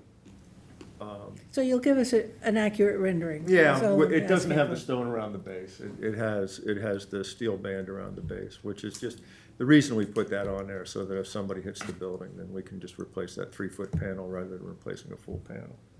But other than that, that's pretty true. The other side of it is, upon deeming it complete, now we can send this to the agricultural and to the architectural review board, by the way, so Great. they're gonna have to do Yeah, that. but we need a real rendering. Yeah, We for do sure. have- Accurate. And we do have Suffolk County ag approval. So we already have, it's a Suffolk County reserve. Yeah, no, I mean, we have the town's Ag Advisory Committee. Yeah, understood. And did Will you, there be a bathroom in there? No. no bathroom? No, Suffolk County, Storage. yeah, the Suffolk County Agricultural Preservation Committee approval we have. And it's a dry building, we should note, actually, Okay. it's a dry building. Was there any thought, and it looks like from the site plan, and maybe you could pull it up again, the building is right in the middle of portion of the agricultural reserve. Was there any thought to put that a little further towards the side to? It's not as far back as you might think. You can see this Ag Reserve is cut by some type of light easement there. Well, Where's it's right that? smack in the middle of the ag reserve. Right, so, So it should could really it be be moved. moved a little further down? It looks like there's some, like, concrete or asphalt contemplated to leading up to. No, that's, I would go by the site plan as far as concrete and stuff like that. It's minimal on the site. It's aprons at the doors and we try to pull a picture. Where's the access, Anthony? It's off of Major's Path. Nature's Path. We're, So Bill, here's- issues like relocating the building and even skimming down the size could come out of the review here, so I just, want to Yeah. be. Yeah, I just want to flag But I that, think just he for your has- thought process. Can you do the aerial? What you're saying is that the cement in that picture is not really No, there. no, that's a It picture makes that we got it, pulled we to got say, it, right. okay, this is generally the building, you know, throw some doors It's a on it. picture they show the planning board, so the Yeah, planning like board Bill, will you know, feel you got all this stuff going on back here. I don't know what this is. And that's, those are storage bins. I know you want Up there where that Apples gravel, and cinnamon. it. Monkey see, monkey do. right there where that gravel and stuff, right in there, the building sits just beyond that. What's all the gravel stuff? That's the gravel that's in there so that he can move around on site. That's where, when he pulls nursery stock out, that's where a truck will pull in with the trailer to pick up the nursery stock, right now. Or gravel So path. Major's Yeah. Path, We're not allowed, I don't think we're allowed to put in Suffolk County. Right. You know, we have to be in, Anthony, do we have any impact issues on Major's Path in this? Well, certainly, you know, you know, I think most ag uses, you know, get a type 2 action, is that, you know, so there's gonna be limited environmental So- review. when you look at, when you look at it on that site, on that aerial plan, this is that gravel area that you're looking at right there. And then here's the building back beyond. Yeah, we usually just try to limit disturbance of the agricultural soils, so to the extent possible, you know, moving everything towards the road. So that'll come out of the agricultural That is just advisory committee, Of North Sea Road. and we defer to them typically. Yeah, and then, you know, understood, and then, you know, part of that is, everybody's like, well, what about parking? I'm pretty sure that's where it is. Involved in parking and stuff for agriculture, but when you're farming, there's, Anthony, where's you know, it North comes Sea from all Road? directions, there's not really, you know, it's an operational farm, it's not a, Comes over here, you see Jackie, There this it is, goes. retail operation, so you don't have that type of use. So is he farming the property next to his? No, he just that parcel. And, This one here. and what's the parcel below it, do we know? That's farmed? That's not his. He's only farming on this parcel. Yeah, Is that- but, Are those lines? we're interested because of access and, where's the access for that parcel? that's probably down here, yeah. It's hard to tell sometimes on these ag, these two are being It's, used in yeah, conjunction that's a with each other. very large agricultural. Yeah, I mean, you could see it, Jackie, you could see it right here. Oh, yeah, yeah, yeah, And here's that triangle yeah, yeah, from North Sea Road. yeah, yeah, yeah. Yeah, he's not using any I part of find that. using this much easier than trying to Yeah, figure that's that out. easy, that's good. That's good. I did give Dave Wilcox a heads up on this one, that it's gonna be coming to him for, you know, the review and everything. so. Okay, You know, Bill's on notice about relocation and the size of the building, but okay, size of the building and potential Those are relocation. all up to the owner's decision. Right, but those are issues that, Understood. yeah, if you convey that to him, he's gonna that'd be get it to great. me, but the property, he's gonna be able to get it. He already has it divided up into sections, he's gonna put the information, but we're gonna schedule it here. Okay, so it's complete, Anthony? April 9th hearing. April 9th, okay, that's gonna be a busy night, so let's be That's all mindful. I have for that. So you need Are from we us. okay?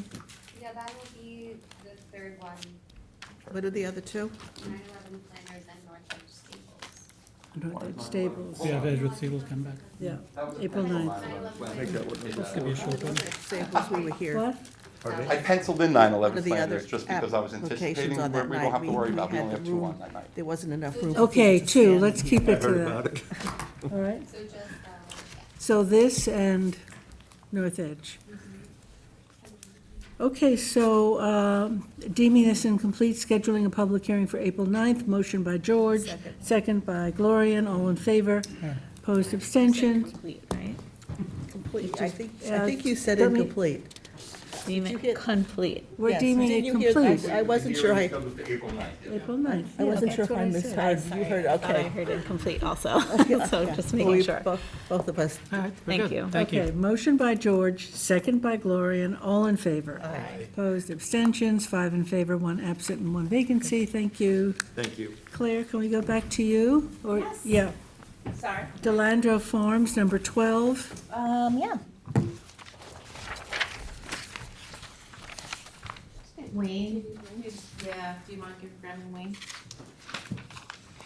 Okay. So Delandro Farms, this is a 3-lot subdivision on East Quad.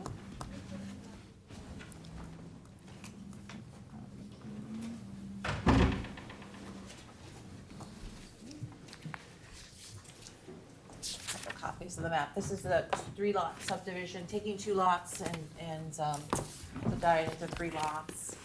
The application is mostly complete. The one question, and that's why I'm giving you the map, is that this isn't the architectural overlay. Historically, the lot was substantially cleared. And the Daffodil Farm?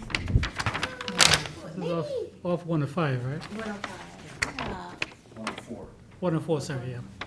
And so you can see, yep, it's a farm, and some of the vegetation came back on the north side, so we're gonna retain that, of course, in a buffer. So with the pre-application report, one of the comments, you can see the vegetation coming back on the west side. Yeah. We'll take that as a buffer also.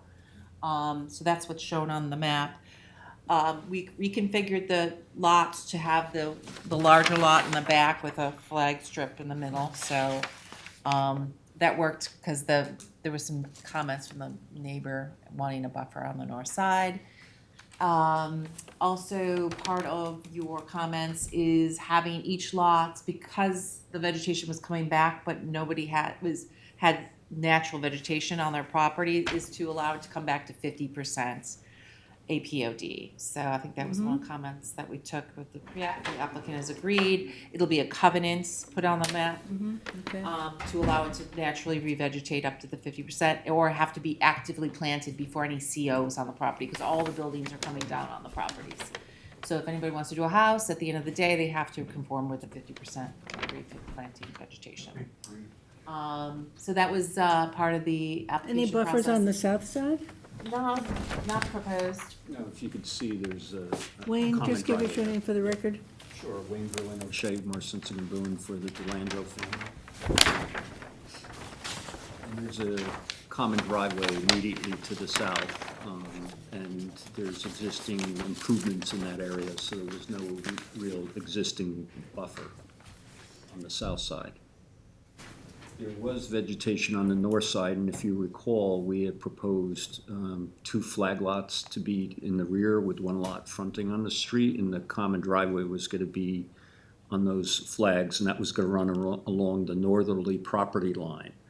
But the neighbors, as Claire said, to the north and in the west were concerned. They would rather have had that existing vegetation maintained. So Claire actually suggested this layout. We went back to the applicant, and as she says, so the buffer here and on the west side, mostly vegetated in that area, and that can be maintained. And then you did see this, you had already performed secret on this. This was an unlisted action, and you issued a negative declaration late last year on this application. So the one comment I have for the completeness is that you did want to see what the existing vegetation was on the property as a baseline. It doesn't necessarily have to be on this map, but something where you could have some square footages, so that we'd have that record, and it would be right in the record when you do a decision on this. So they're going to provide this before the public hearing on the project. So Yeah, the map does show some lines of existing vegetation, but with the buffer lines and everything else, Claire wants not only that, but some calculations. Good. So the, Paul Delandro is preparing that map. He should have it by the end of next week. Great. And we'll get some project limiting fence during construction yeah, of the houses. that's part of what we do now. So public hearing wise, I know you said we're closed on the April 9th. Say 23rd. Sure. of April. So it's complete, and scheduling the public hearing for April 29th, 29th? Thank you. 23rd. Yeah. Wayne, here, Wayne, 23rd, thank you, Wayne. here's another copy. Motion by Kate, second by David, all in favor. Aye. Opposed, abstentions, 5 in favor, 1 absent, and 1 vacancy. Yep. Thank you. Claire, 13, Watermill Building I Supply. have this one and then the site plan, that's number 16, so we can Okay, just so we'll talk do about them both. at the same time. So they've submitted, they have gone to the ZBA and got a variance related to the larger amount of buildings on lot number 1. The one in the rear? Yeah. So that's been secured, so now they're going through with their subdivision and site plan. There was no public interest during this process, not even at the ZBA, right? I don't No, think there was nothing. anything. So we could waive, both actions would be waive the public hearing. They have a complete application. Yeah, I mean, it's a building supply place now. Yeah. Yes, exactly. But there's going to be a road, it's going to be a separate building there. Yeah. To the north, to the Yeah, it's gonna all east. function together, there'll be easements. When do you think you might start this?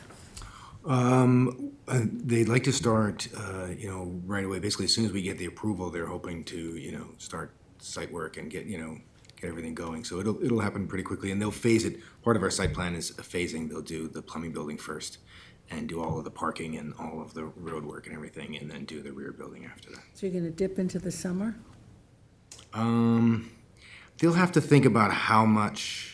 I think that's still in talks. They just have to see how much they're going to disturb the business and everything. Yeah, I mean, I think we would want a phased plan to see how they're going to do it because it's so impactful. It's included in the On 27. in our site plan has a phase plan, phase 1A, Okay. 1B. Good, Yeah, good, so we have all of that broken out. okay. And they do, I think he mentioned in the hallway that he'd like to start some of the work as soon as possible. So, The back building, I mean, is that, That would be the last to be done. that's the last, because that has all your materials, Yes, supply exactly, materials. yes.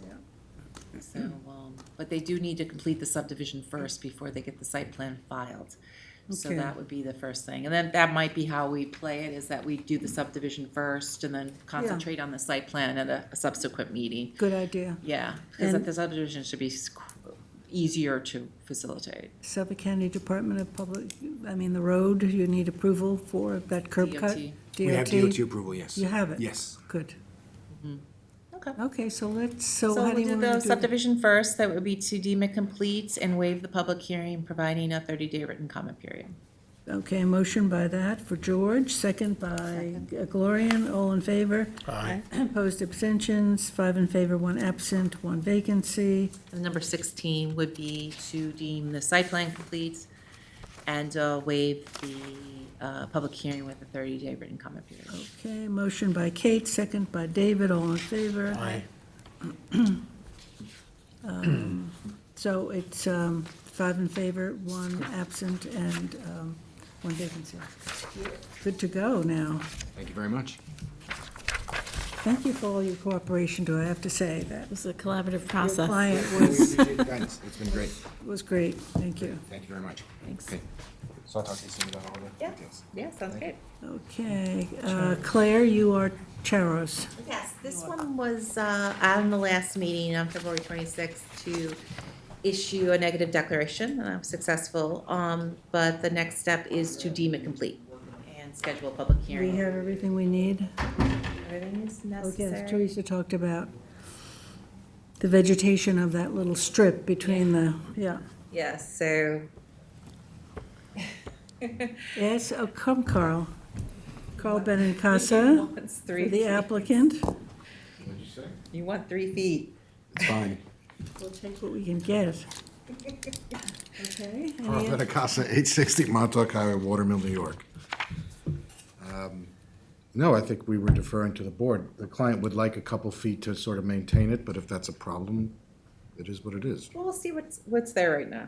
So Okay. there's a lawn, there is lawn, Yeah, yeah. and then there's the buffer. So Yeah, if it's should 3 look feet, nice. then that's great. We can maintain it. So this would be to deem it complete and schedule a public hearing. How's April 23rd looking? Yeah, that's fine. And this is the third one?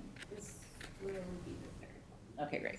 okay, so we'll deem it complete, schedule a public hearing for the April 23rd by Kate. Second by Gloria, and all in favor, 5 in favor, 1 absent, and 1 vacancy. So Seth is the overclearing, right? Over. You have, where, yeah, why don't you take 18, Claire?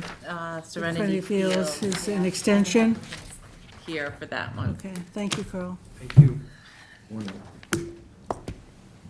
You have one more? Oh, that's right, yeah. That's fine. What's the walk-on, Claire? Connor, I had sent you an email Oh, about yes, that one. yes. I thought we walked, did we not miss something earlier? That was the I did, traffic. that's Bridge Petroleum, I'll come back to that. Okay. Okay, so we're doing Serenity Field, and your name for the, Michael Shiano from Enter Science Research Associates on behalf of the applicant. Michael Shiano. Okay. Are we considering an extension, Claire? Is that Yes, for the pre-submission report? Yes, exactly, here it is. So this is copies of the pre-submission report, and I'm gonna ask Mike to explain. So the pre-submission report expiration date had lapsed, but we had to get a new surveyor. We're now working with the Rayner Group. They did all the surveying, all the engineering. We're basically at the point where we're ready to submit the site plan application. We have all of the plans together, and it just took us some extra time to get there. This is the principals of Serenity Fields LLC are actually the Cruz brothers we had talked with you guys about their building that they're putting up in Hampton Bays. So they were like at 163 West Montauk, across from where the Macy's is. And I'm just bringing that up because they're under construction. So part of the reason why there was a delay, because they were focused on getting that started. Understand. So between getting all the plans together and this, that's why we're here to ask for. So we're not getting ice cream this summer? Not getting ice cream this summer, I'm sorry. Okay, so an extension till when? So this would be an extension, I believe he'd probably want a year, right? Yeah.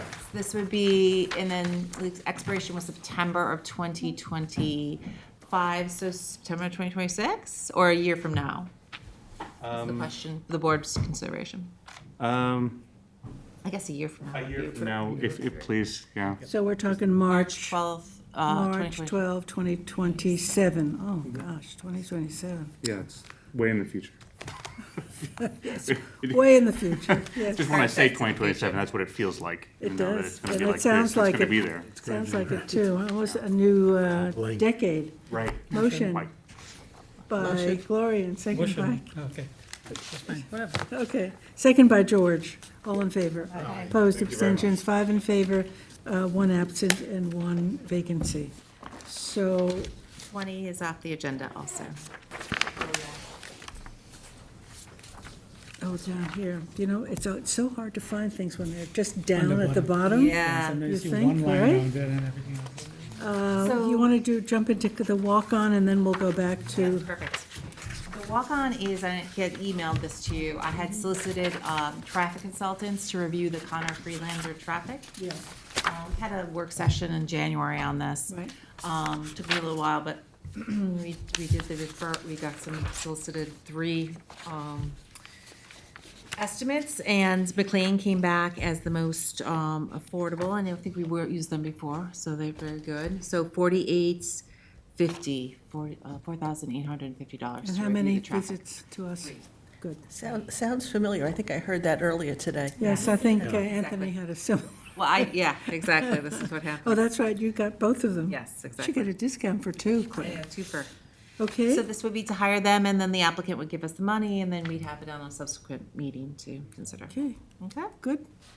Fine with us. We'll bring the check tomorrow if you guys are okay with that. Yeah, okay, we're good with it? Yep. Yes, Motion motion. by Kate, second by Gloria. All in favor?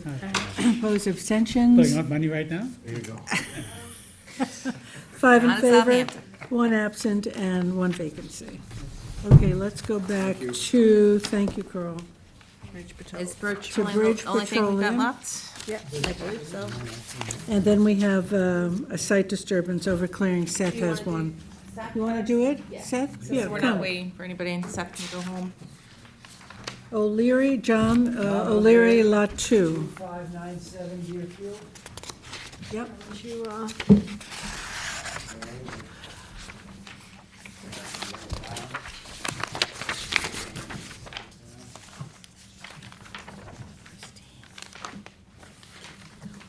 So, yes, this is lot number 2 of the subdivision John O'Leary, located at 2597 Deerfield Road. That's an 80,000 an 80,023 square foot property, or 1.83 acres, located in the R60. The site is currently the site would be allowed 35% clearing by the APOD regulations, and is currently over-cleared by 19,492. Equates to 24% over their allowance, or 59 point something clearing as of right now. So this site has been very similar since the early 2000s. Not much has changed. I'm afraid this one maybe had slipped through during the process of various building permits, and they're trying to now update their CO, and we're going to do a revegetation. They've submitted a very thorough revegetation from lavender. This is the second iteration. I did speak with the applicant, I should say, or the permit, the permit guy, Kevin Springer. So we went through it, and I had asked him for some more trees. They had originally proposed 21, and I thought that we could do a little better. So they did give me a new plan, which I have, we've now achieved 31 trees, and we're looking at gray birches. We're looking at red maples. They did sprinkle in some dogwoods. You can see it's quite a bit of shrubs and grasses as well. I think it's a far sight better than the lawn. So that's where they're primarily going to revegetate. Great, bravo, Okay. Zeb, for pushing. Where's the road? Where's the road? Where's the road on this? All the way to your left. That would be here. That's what I kind of thought. Yeah. So it's a flag lot. No.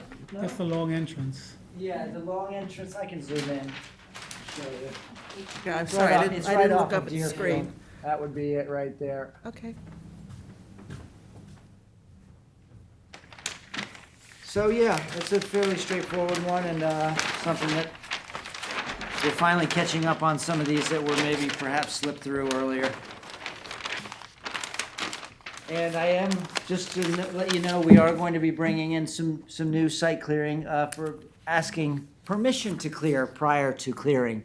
So that will be a new turn of events for us. It will be. Asking permission to overclear. Well, they'll ask permission to overclear, yes, in a certain sense. But we'll call it site disturbance at that point. Yeah. Great. All right, Okay, so motion I to have. approve this? Yes, please. Motion by Gloria and second by George, all in favor. Opposed, abstentions, 5 in favor, 1 absent, 1 vacancy. We've done everything, Claire, but your last The bridge petroleum. bridge petroleum. I emailed him on a couple occasions. So do you He's wanna aware. we can talk about it. Yeah. Where are you going, Claire? Bridge petroleum. Number 5. Number 5. Okay. 535 Montauk Highway.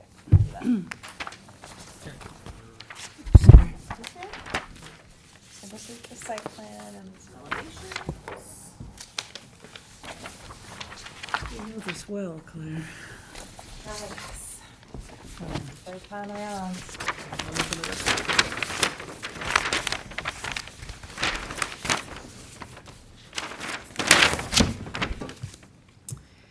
So this is 535 Montauk Highway. It's a site plan to demolish an existing gasoline station, which is 1,182 square feet, and construct a 1,728 square foot gasoline station with a repair shop with overhead canopy in the HO zoning district.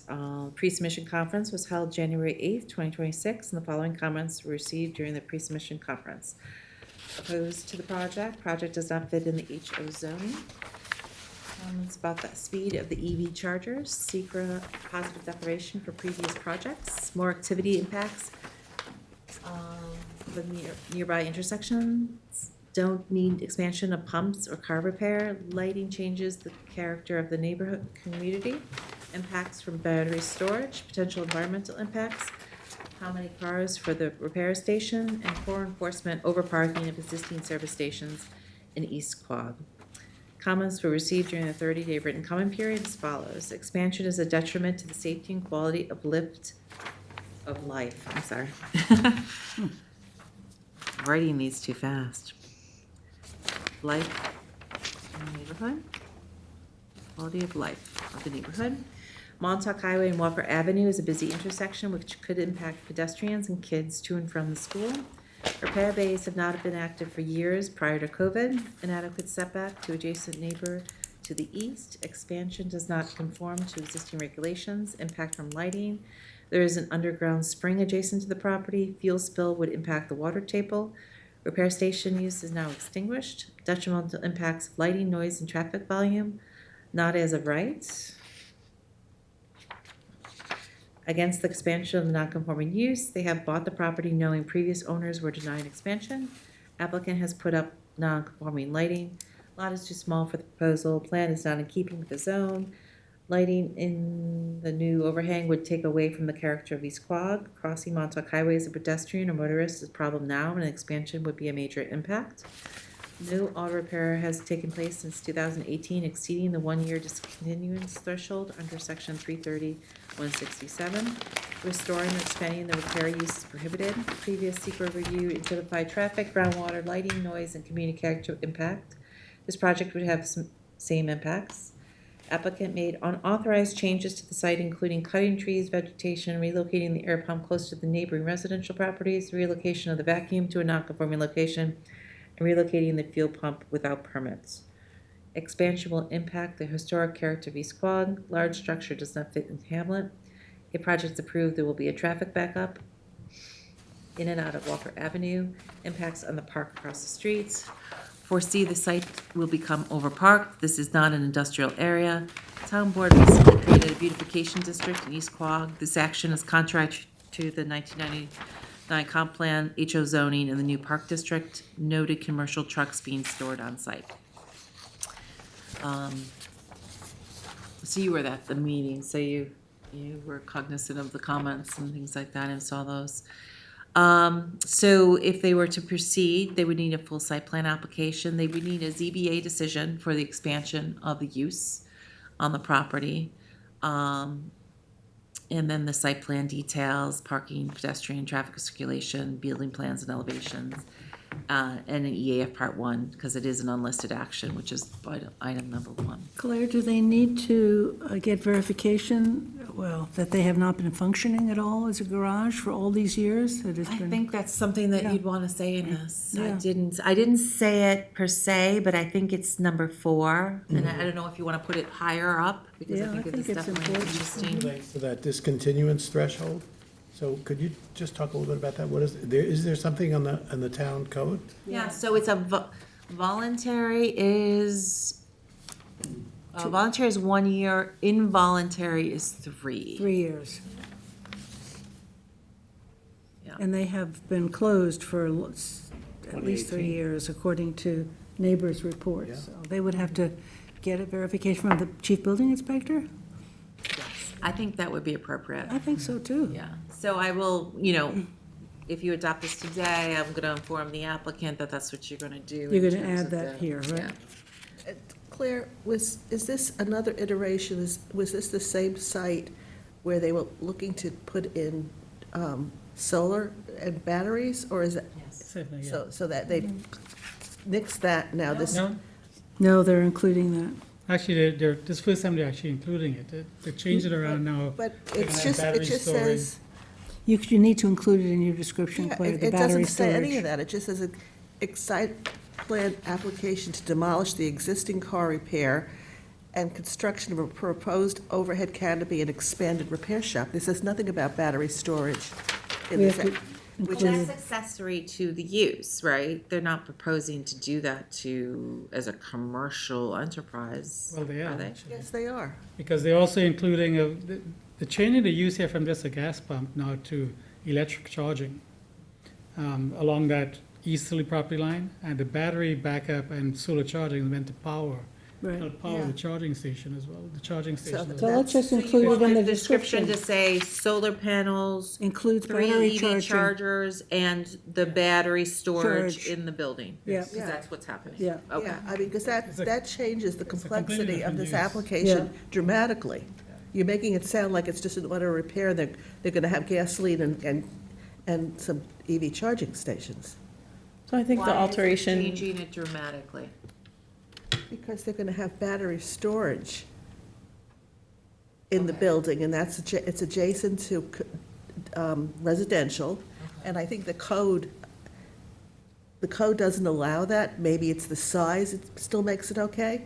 Oh, so I okay. Yeah, this is think based on adding use the that's set. additional descriptors is a good idea. Okay. And then there was one additional comment in the comments at the hearing about the proximity of gasoline storage to battery storage. See them? No, I don't I didn't think it's see it in there. there. I definitely remember that too, so Yeah. I'm sorry. So another bullet. That addresses I definitely Florian's remember that. comment, those two things, adding it to the description at But I the also- top, and then also adding that comment. I have it as a comment further in the But the new preliminary review commercial comments, but I'll say that, battery that was storage right. is not Proximity of allowed gasoline to, adjacent to residential property. that And relates there's to a the set. sizing issue, and this is a small piece of property. So I agree. I don't know enough about the new law, That's the codes that Seth worked on. but. there's gotta be something in the That we need to battery check. storage that we yeah. can include. Yeah. Okay, so I'm gonna say the description, solar, 3 EV chargers, and the battery Battery storage. storage. And I definitely remember that comment at the public hearing, yes, so I added that, because I say it later. Go ahead.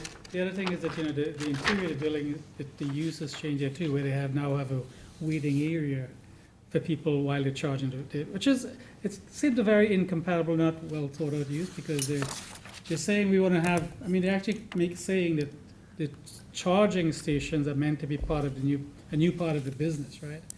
But they're really proposing low-level charges, so, which takes a couple hours, but they have a waiting area for people to wait. People will not, it's very unlikely people will come to the charging station, which they have to leave it, if you have to wait 2 or 3 or 4 hours to get 20% charge.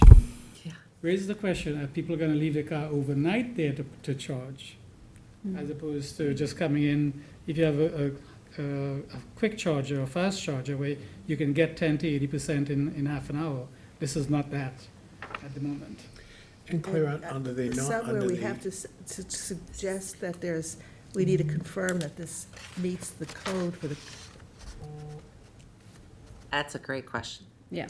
so under the rules about changing Because or it's- not using the it's- property it's too for 1 or small. 3 years. and it's. Proximity to residences and That has proximity to happened, do we then have a gasoline. right to say, no, you can't Wait a use it as second, can you start again, because there was a lot of additional Under the conversation. I'm sorry, under the 1 and the 3-year rule about non-use of the property, so if in fact that's the case, what does that mean for the planning board? We can turn around and say you can't use it to put a gas station? No, No, that's gas the stations. repair shop. Repair. Okay, That's, I okay. think that was the point of the comments. Yes. Is the repair shop has not been considered. This is a gasoline service. It's been Surface a continuous station. use. of Only the gasoline, right? repair shop part that has not been functional. Right. Got it. That's the question. Got it. And I think there was comments from the applicant, because I heard the whole thing, that that's always part of a filling station's role, is to do minor repairs. And, well, 2 bays minor repairs? That's the question too. I think that's. I don't know. But there's been 2 bays on the property. This would be continuing 2 bays, so. This is a good question, but I just want to verify before I submit something to the applicant. It's their job to actually check this, but if they give me permission, I will do the referral to the building departments on this one. But meets the code of the solar and the battery storage and all that Battery stuff. That's storage, very definitely. important. Proximity setbacks to the That's residential. why I said this is a very different application than the way it was originally written. No, that's good. No. I'm going to take all your comments from today, and we're going to do this on April 9th. Because I want the applicant here. I want this to be a report Yes. that they very much understand. Anything else that you, want to add? It's enough.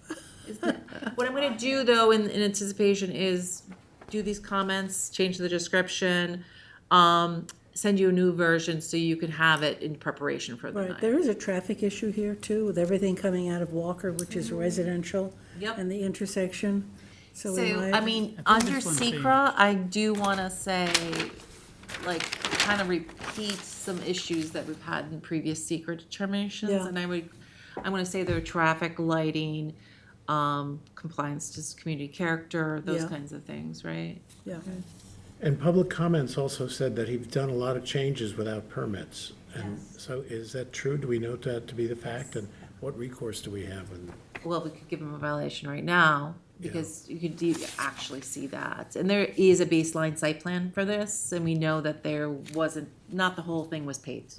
There was definitely a Right. buffer to the neighbors. so even with a violation, what does that mean for him? He would come in, the direction is that they'd come in for site plan and they would get $1,000 fine. So there's really no mechanism, there's no reason to give it. He's in the process now. But he's been in the process since 2018. So that is 8 years of him having a violated site Yeah. plan. Being not a nice neighbor. And David, you weren't here on the board, but he had approval to renovate this whole thing a couple of years ago, right? 2-3 years? Never Never got the yeah, approval? never, No, they it pulled, and then went they through pulled the secret. application. Yeah, but the ZBA never granted the addition. Oh, okay. So I thought you there was got the never approval. approval on They've it. just That's been, been. they've been running the business and coming back and trying to come up with a new way to fit a very large body into a little tiny room. Yeah, he had gotten a conditional neg deck on this on the first time around, but I think this is gonna be, The ZBA never acted. Yeah, they never acted on it, so. Okay, so Claire, you'll revise it, and we're gonna vote on it? Yes, so that's it. So it's Are we voting or no it's action no today. action? No action. No, No don't- action, just yeah, yeah, yeah. discussion. We'll have it back, because I want the applicant to be fully aware Okay. of the concerns, okay? Great. Okay, so I think we've done the whole, the signs, I plans. signed nothing. Yes. You signed nothing because of Rhoda that was off the agenda. system, yeah, okay. All right, so, motion to, no, We have to do- Christine, do I close? Motion to go into a closed Motion to go into a closed session with council. Right, in a closed work session. And we're gonna close out today. Motion by George, second by Second. Gloria, and all in favor. Opposed, abstentions, 5 in favor, 1 absent, 1 vacancy. We are closed.